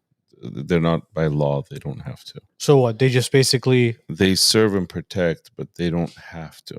That's not. Well, I mean, they give an oath, bro. What do you mean they don't have to? They What don't does that have mean? to. Go look it up. There's no legal obligation for them to have to. So have to. what So is what's it? the oath for?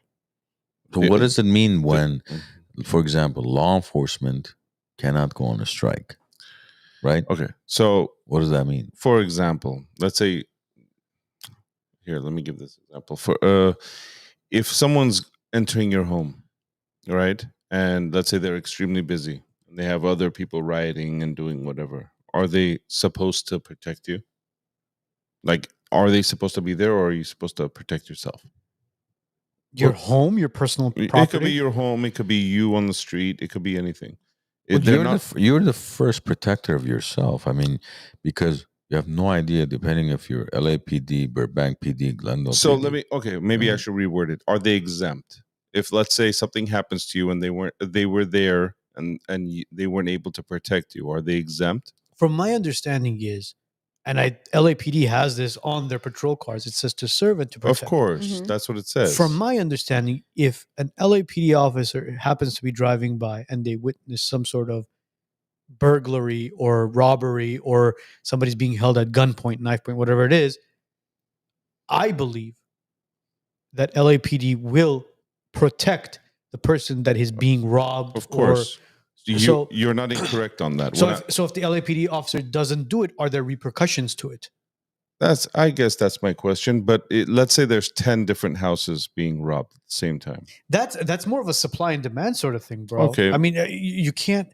Have you seen police officers fleeing, let's say, a riot scene? That's for example, different. During 2020, that's when different, all bro. that. That's a scenario where their life is at danger as well. It's a fight or flight situation.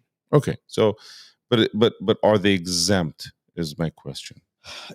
Bro, that's so there's a thin line from, let's say, not being able to protect you. But I mean, to make a statement stating that they don't have to, that's a bold statement. I mean, national defense is an example of a government having to protect you. Public health. I mean, these are all fundamental duties that government has. Of course.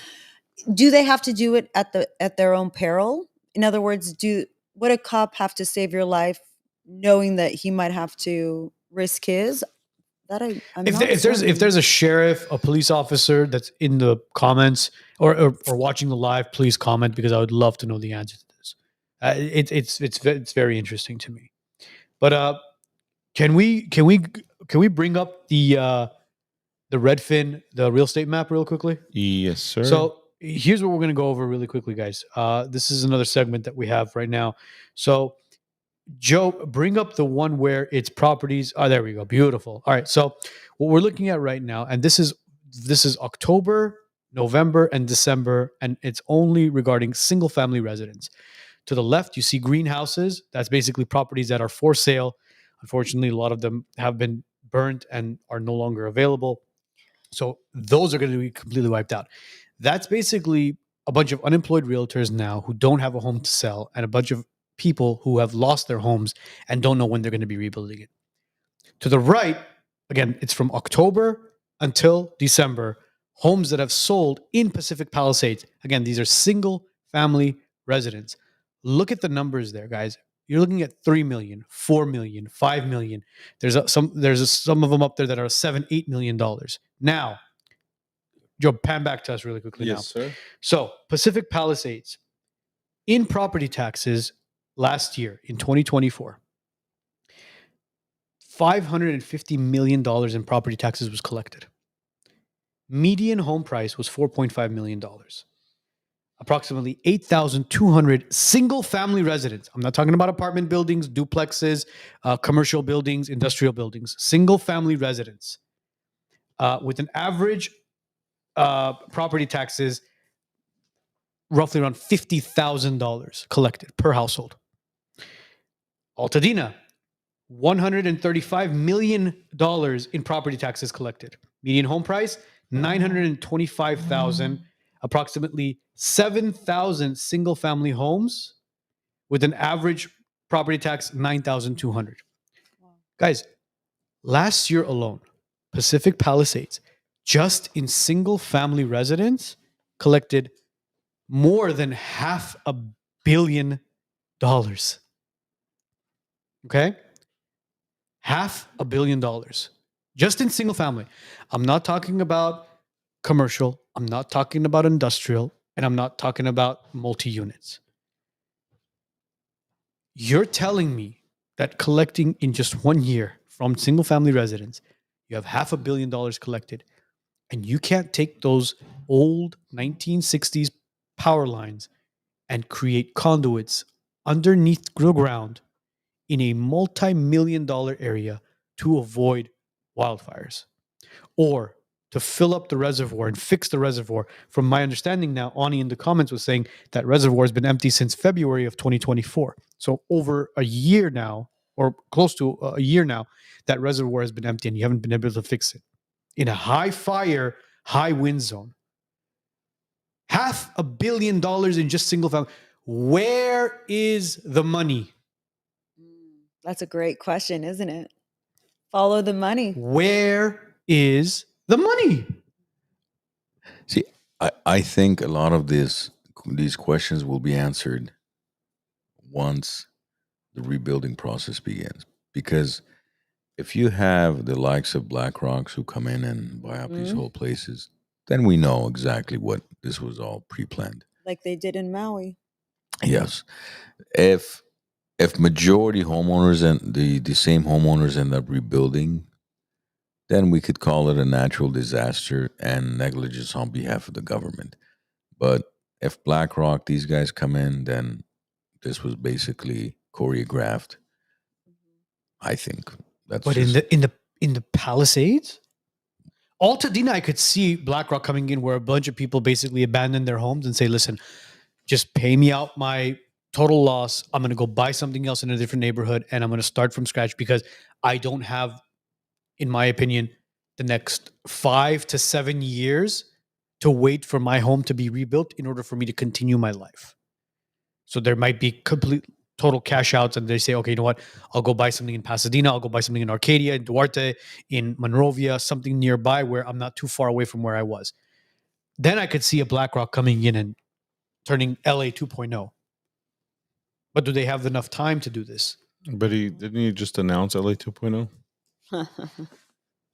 You believe Gavin Newsom? I mean, again, the Olympics are going to be here, so he doesn't have too much time. I mean, he sounded very confident, don't you think? Like most sociopaths do, yeah. Yeah, the guy is an absolute liar. I'm no psychologist, but I don't think you have to be to see that he is not right in the head. I don't know if it's narcissism, psychopathy, sociopathy, but something's off with the guy. It's so incredibly evident.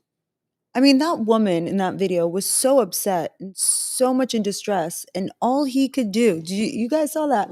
All he could do was lie and try to get away from her as fast as possible. Yeah. And that's not a human response. well, yesterday he actually signed an executive order. Gavin Newsom. He waived SECA, which is the California Environmental Quality Act, and Coastal Act requirements for reconstruction. Yeah. Extends laws against price gouging. So basically, he's promised to rebuild faster and stronger.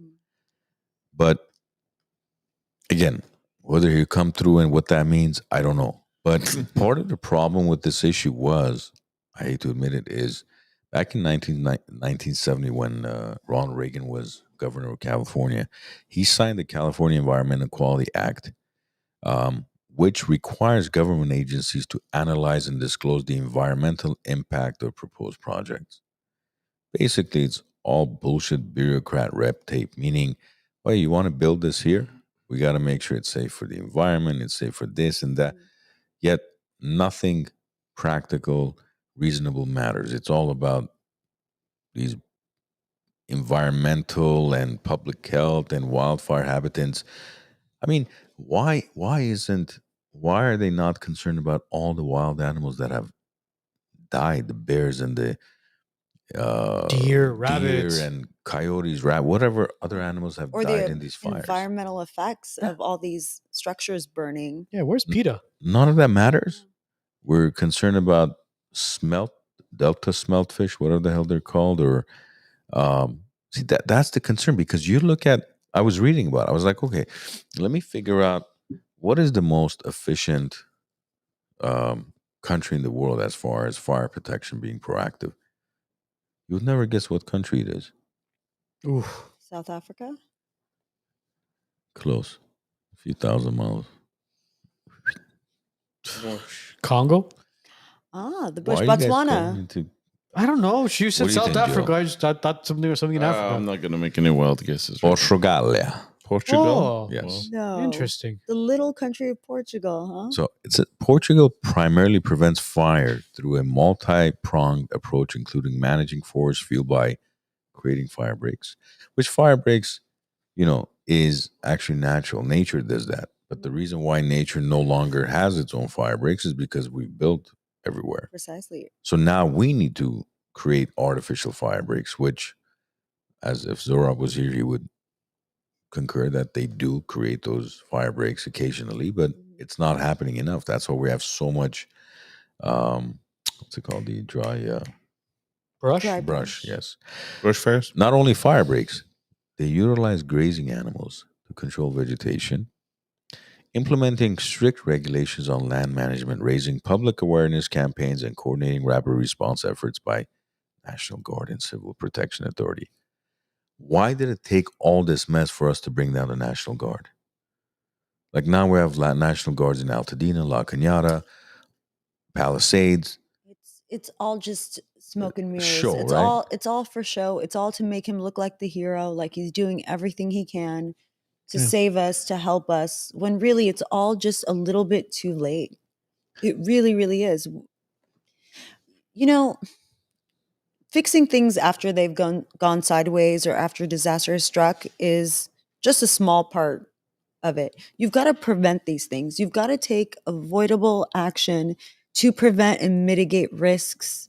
And he did none of that. He did none of that. And now he's out there parading around like he's California's hero and he cares so much. I mean, it's disgusting to watch, especially when you think about all the people who lost everything, people who worked 20, 30 years to be able to buy a home, people who put their hard-earned efforts into building up their homes, people who have had to leave their homes and their children's schools because everything burned down in their community and now are displaced. And we're supposed to turn around and believe that this guy is really out here trying to help us and save us. Come on.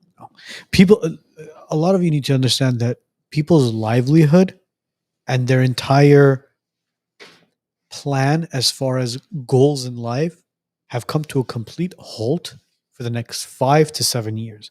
And I say 5 to 7 years because I truly believe that's how long it's going to take to rebuild a lot of these homes. Meaning,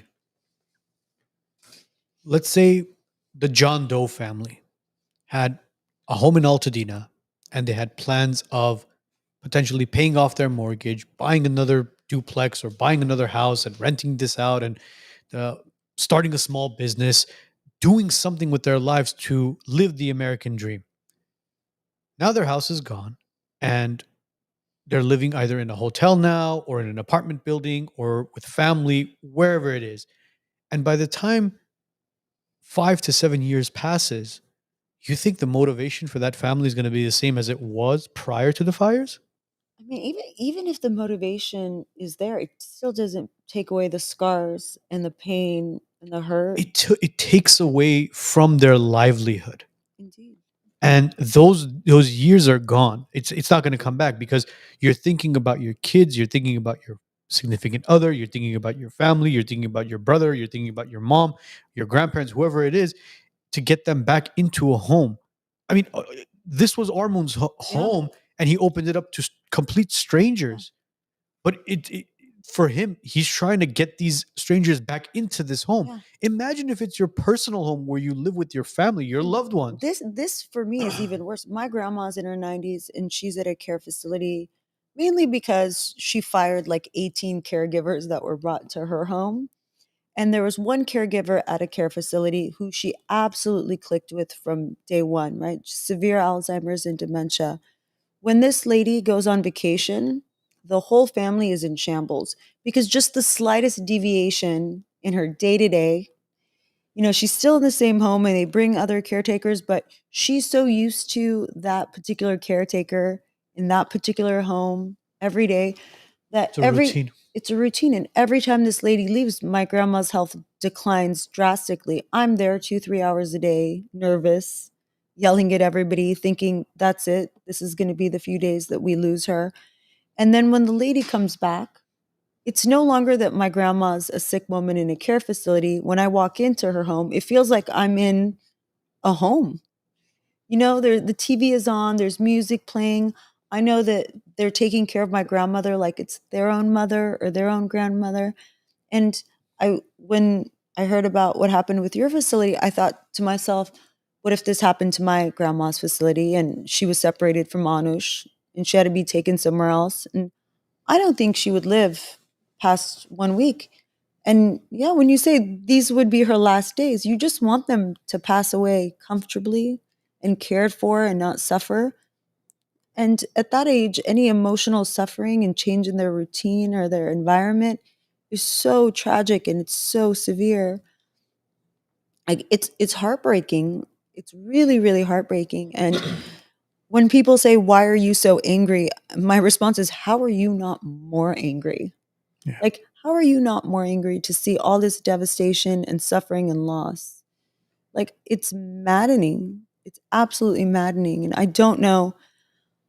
I'm just praying that this is it, that we're all going to like really band together like Angelinos do, and we're going to effectuate change, because this can't happen again. It's happened too much over the last like 20 years. It can't keep happening. It just can't. I agree. Yeah, and if this doesn't do it, I don't know what else will. Nothing. I mean, it breaks my heart to think that after all this, people are still gonna, like I said, in the comment section when he posts these soap opera videos. Oh yeah, look, I'm in LA. Thank you, Governor. We love you, Governor. I'm in the front lines. I'm putting my life in danger. You know, my hair gel is slowly dripping down my forehead. But in the comment section, it's like, wow, Mr. Governor, you're doing your best. I just want to, like, are you serious? Like you said, are you ever going to pull your head out of your ass, or is it just permanently that's where it's at? I mean, does insurance cover that shit or what? Yeah, no. I mean, they need to find God or purpose in their lives, because making politicians or celebrities their idols and worshiping them like this is sick. Yeah. Yeah. And all those celebrities that were out there, they always go and they campaign for Democrats, right? And now they're out there all running Newsom's name through the mud. Hey, you guys, right? Oh, you we'll see loved when him the until it recall was comes your out. house that burned down, right? Now that your house burned down, he's such a bad guy. Where's the accountability there? I mean, again, I'm starting from LA. I truly am hoping that Rick Caruso and his team and his legal team are working day and night to have Karen Bass removed from office because she's incompetent. She does not belong in a mayoral position. Somebody who decides to take a trip to Ghana and leave the city to burn and become ashes is not set to be a leader. You are there for political gain. You're there to climb the political ladder, and we don't want you there anymore. Angelinos are tired of it. We want an actual leader. And I truly think that a Republican can help bring the community together and save this city, because we've had Democrats run it long enough. We're tired of it.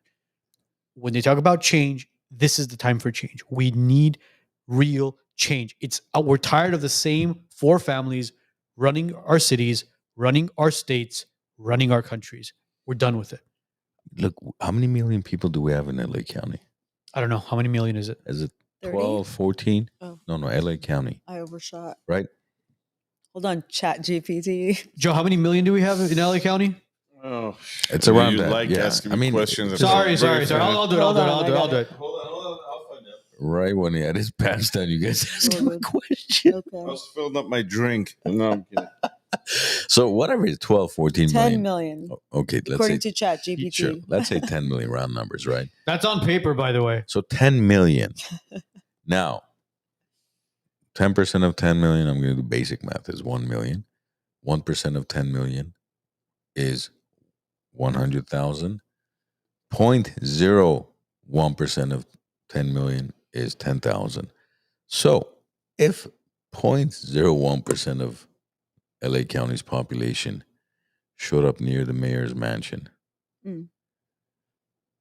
how long do you think it would take before she resigned?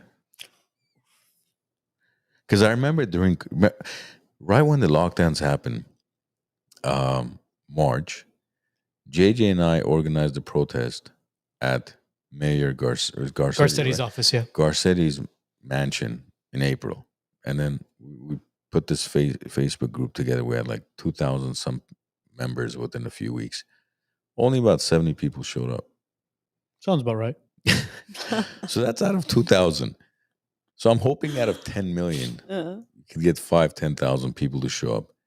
I promise you she will resign in less than Are you trying to 24 organize a hours. coup against the city of Los Angeles in front of her house? No, not at all. Watch There them go call our- it an insurrection of some sorts. Yeah, WiseNuts are No. insurrecting. This was worse than January 6th. You guys, September 11th. And then you're gonna have the view go up there.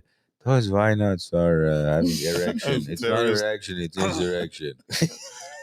A local podcast based in Los Angeles committed a heinous crime, worse than Pearl Harbor, worse than the fires 9/11. itself. Yeah, worse than the fires itself. 9/11. They organized a coup of 5,000 people in front of the mayor's house.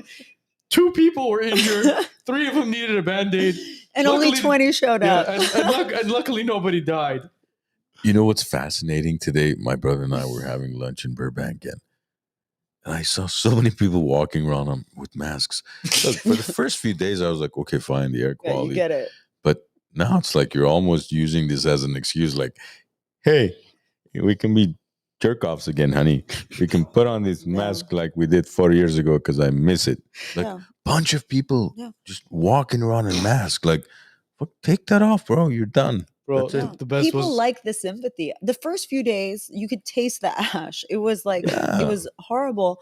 But then the last couple days, the air has been so much better. So I think people really like to play victim and like sympathy and like attention, because otherwise I don't get, you know what? We're going to get so much shit for this, guys. Why? Because I bet you people are going to hit us with all kinds of facts about the air pollution they don't have and health issues. asthma. Hey, jackasses, fact check this. And asthma. I was picking my daughter up from karate, and there was there's a guy there picking up his kids. He had a mask on. And he was having a conversation with one of the other dads there, and the other dad is like, "So, why are you wearing a mask? Are you sick?" He goes, "No.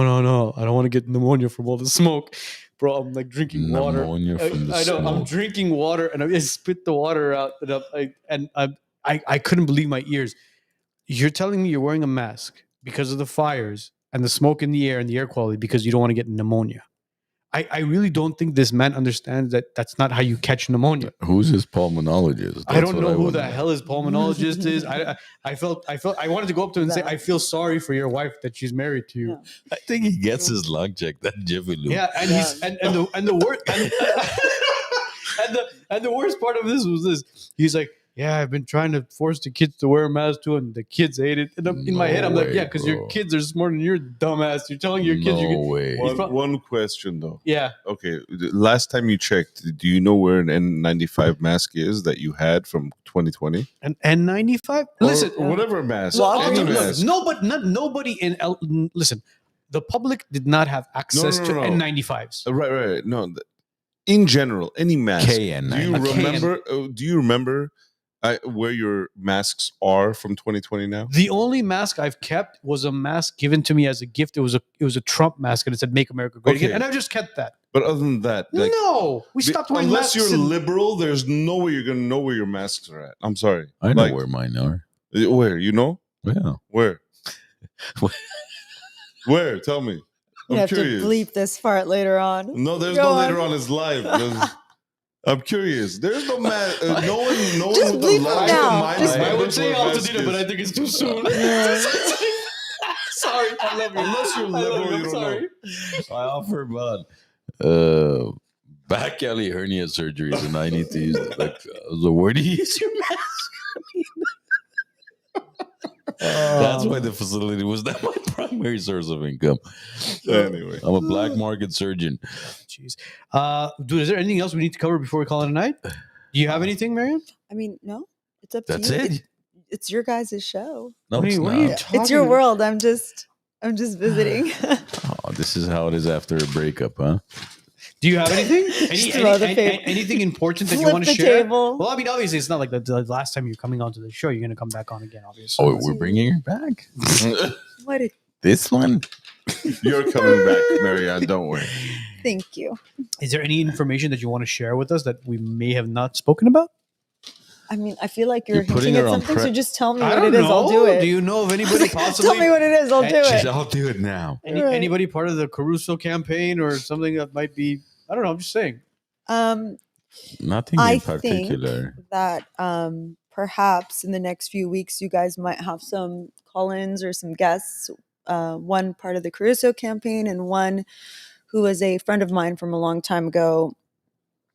who lost a lot in the Palisades fire and is quite well versed in city planning, and Interesting. would love to come on here and share his experience as well as his thoughts moving forward. But What's your New Shall Year's? I hate the word resolution because I think, especially this year, was thrown out the window. But what's your 2025 aspirations? oh, I mean, I really had one going into it, which just shows, is to stop caring so much what people think. I don't know if I'll succeed in that. I'm always really cautious about what I say and what I do, and not to offend other people. And when people don't like what I say or don't like what I do, I really take it close to heart. So I think my resolution for this year is to just be myself, be authentic, and those who like me, great, and those who don't, well, Do you want me great. to give you a really like harsh reality check of what No, people think? on TV, he's so mean to me No, on no, TV. no. He's mean to me off the air, on the air. Go on. If he was nice to you, I'd be more concerned. I know, right? No, honestly, do you want to hear Opar's philosophical view on that? I mean, I feel like I'm going to get it either way. So just Well, you're gonna get it off rip the Band-Aid on off. or off camera. You pick. At least on camera, other people could possibly take something from it. But look at it this way: when we're gone, how many of those people that you think are significant enough where their comments impact you are going to remember you 24 hours after you're gone? Oh, slim to none. Because the people who truly love me, they take the good with the bad, right? So I mean, but it's good. It's been a learning lesson, right? I've learned a lot about myself. I've learned that I thought I was a tough girl with some thick skin, but I'm really, really overly sensitive. And it's like a hard truth, but if you don't realize those things about yourself, how can you grow I beg to and differ. be better? You showed how strong you were after a certain clip that went viral. Oh gosh, yeah. You know that You're you the Valley girl. Yeah, and mind you, there were more, and I told you this on the phone. There were more people praising you than there were people saying stupid shit, because the ones that were talking shit were the ones with the Cartier bracelets around their ankles, their necks, their arms, and all that shit. But I think the messaging was lost, right? Like it was taken very literal. The messaging we were people talking read about. People read it like a goddamn was- Yahoo article. it was like they read a the first yeah. line and they just jumped to It was conclusion. an example. The message being that excess materialism is overvalued and that we sacrifice a lot for it, and we really disregard things that matter, like character and values and compassion. But I mean, really, what was interesting about that was that so many people chose Cartier bracelets as the hill to die on, right? Like if you look back, I said a lot of stuff that I thought was controversial, but that hit a nerve. You know what's funny? I was watching the news, and there was a couple of families that were evacuating Altadena and Palisades. And there was this one guy who said one thing that resonated very well. And he said, you realize what's important in your life when you begin to evacuate, and it's an emergency. Mm-hmm. And he said, the most important things that I took were a couple of photo albums that we had, my passport, and literally a week's worth of clothing. Everything else, he says, I didn't give two shits about. Again, I don't know what he had in his home, but there was a couple of people that I saw on TV that had their TVs and all this stuff literally in the backyard. And it's like, bro, you realize you putting it in the backyard isn't really going to save it. But Costco has a special for $2.99. Yeah. That little that message with that guy where he said, when you leave, when you're ready to evacuate and you have a certain amount of time, you realize what is truly valuable to you. What would you take? Like, you get the phone call now, you've got 60 seconds to be out of the house. The kids are in the car safely. Your wife is in the car safely, and you got 60 seconds in the house. What do you take? Really? His vibrator. Obviously. All right. I'll take my Manscaped. my Manscaped trimmer. Wait. Are they still sponsoring? I don't think they're sponsoring. He's driving while the house is burning down. It's like, babe, what is that? It's my trimmer. Why is it on? I don't know. Actually, that happened. What? You put the trimmer in your ass? No. Well, when was it? Last year, where were we going? I think, when we were going to Europe, Vartan comes to pick us up, our driver, and I put the suitcases, I give it to him. He Your puts vibrator turned on? and it's like, I swear, it's like, zzz. He's like, what is this? I'm like, I don't know. What is it? I'm like, like what the fuck is it? So we open the suitcase. It's my Manscaped trimmer. It's my vibrator. I'm like, good thing it wasn't something else. No, I hearing that guy's like, look, I really don't know what I would take. I hope I'm never in a situation like that. But the first thing that really truly does cross my mind is passports. For some reason, I don't know what it is. It's like, if God forbid, if you need to really flee the country, you need your passports, of course. Passports would be one of them. Simple clothing. The thing is, I don't keep anything of like significant value in my home. Anything like as far as extremely valuable, I have a safety deposit box at the bank that I keep stuff there. But as far as like anything else, there isn't. What am I going to take? Shampoo and stuff like that? No, it's literally going to be passports, some clothing, and hopefully deodorant. No, man, I don't spell. Just take your Manscaped trimmer, trim it up. Don't worry about it. But no, that's about it. I really don't think I would take anything else besides that stuff. Yeah, I mean, I know people who are so pragmatic in their responses. They're like, we would take the title to the house, the deed, this, that. They know that you could get that at the county recorder, right? I guess not. Oh, okay. No. My medication, my parents' medication, all this, and I'm just wow. And then you have people who are like, I'm going to throw in all my jewelry, the most expensive stuff, because you know. And then there's me, who I was like, I'm not taking anything. I'm such a scaredy cat. I'm like, if I put shoes on, congratulations to The ones me. that Like, say I'm booking it. I have ones- no survival skills. The ones that say jewelry and stuff, all you got to do is, where do you live again? And let them disclose their address. Next thing you know, they're going to be robbed. Yeah, like I'm just like, What would you sitting in the take? car. What would I take? Yeah, I mean, documents as far as passports and all that goes. And it's like kind of. We have some valuables at home, but Joe, besides your guns, what would you take? I was gonna say just my The guns. pretty much guns. Yeah. Actually, yeah, at least- AK-47. Yeah, at least- bottom line, and that's true. and Flashlight. that's it. I could buy anything with an AK-47. I'm just letting. Joe's going to be loading up his artillery into his trunk. It's already. It was already in my car. It was already in my car. Honey, put these bullets around your neck. Did you guys see on I think it was Instagram, there's one woman who was so savvy. She put all her fine china, vases, all that stuff in the pool. Well, that's smart. That's smart, right? She was like, so whatever it was too heavy for her to take or she could unpack, she just stuck it all in the pool and then evacuated. And I was like, well, that is so incredibly savvy. As long as it doesn't get water. Yeah, anything that doesn't get water damage, you could throw it in the pool. But anyways. My brain doesn't even work like that. Yeah. But Marie-Anne, thank you again for joining us. Thank you, guys. We're going to be excited to have you back on the next time we do a home team again. Cool? We're good? Yeah. Everything's cool? All right, we're good. We had Kashan. We had Kashan. Guys, today's episode, and again, we want to thank Ararat Torosyan again. If you guys, was awesome. yeah, if you guys do need to get a hold of Ara, look, the guy said, I'm not here for advertising reasons. I'm not here to promote myself. He's like, I just want to come on and just give people some information regarding these fires. But if you guys are interested in an adjuster, reach out to us, send us a message on IG, or email us at info@wisenutspodcast.com, and we'll let you know what Ara's information is, and you can contact him directly if you want to file a claim with him. It's down on the bottom right side. There you go, Joe. There's our email right there. info@wisenuts.podcast.com. Other than that, guys, have a great week. Please stay safe. And one other thing, guys, if you find out about any programs out there, share it on your social media pages, because there's a lot of people out there who are trying to figure out, is there a disaster relief? Is there some type of loan program or grants or giveaways from FEMA, whoever? Post it on your social media page. You can also send it to us. We'll just verify it before we post it.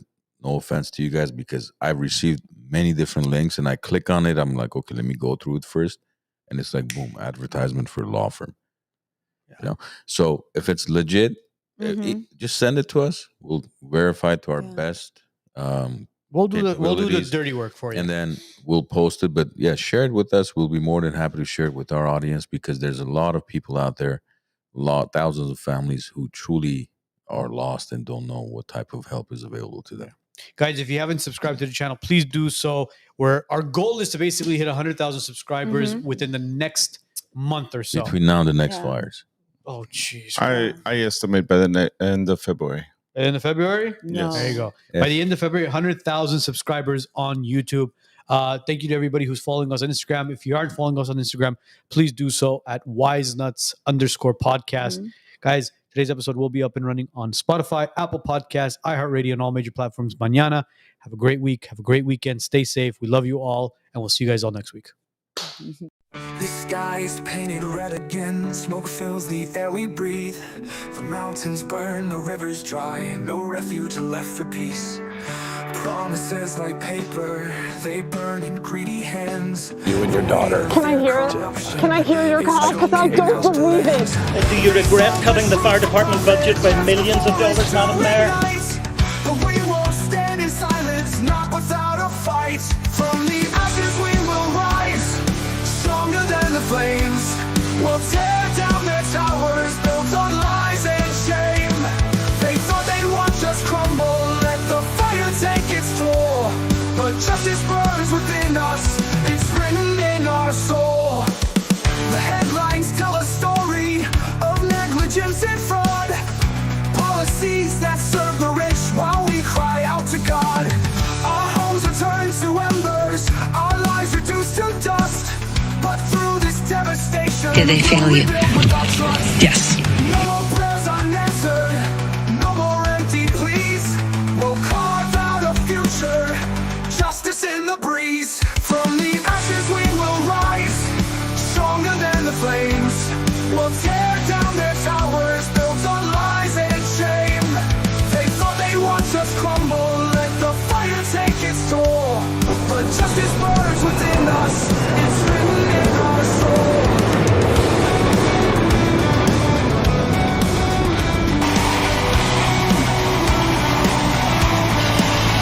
Why was there no water in the hydrants, Governor? No more empty pleas. We'll carve out a future, justice in the breeze. From the ashes we will rise, stronger than the flames. We'll tear down their towers, built on lies and shame. They thought they'd watch us crumble, let the fire take its toll. But justice burns within us, it's written in our soul. Elon Musk says that you're utterly incompetent. Are you considering your position? Have you nothing to say today? We'll carve out a future, justice in the breeze. They thought they'd watch us crumble, let the fire take its toll. But justice burns within us, it's written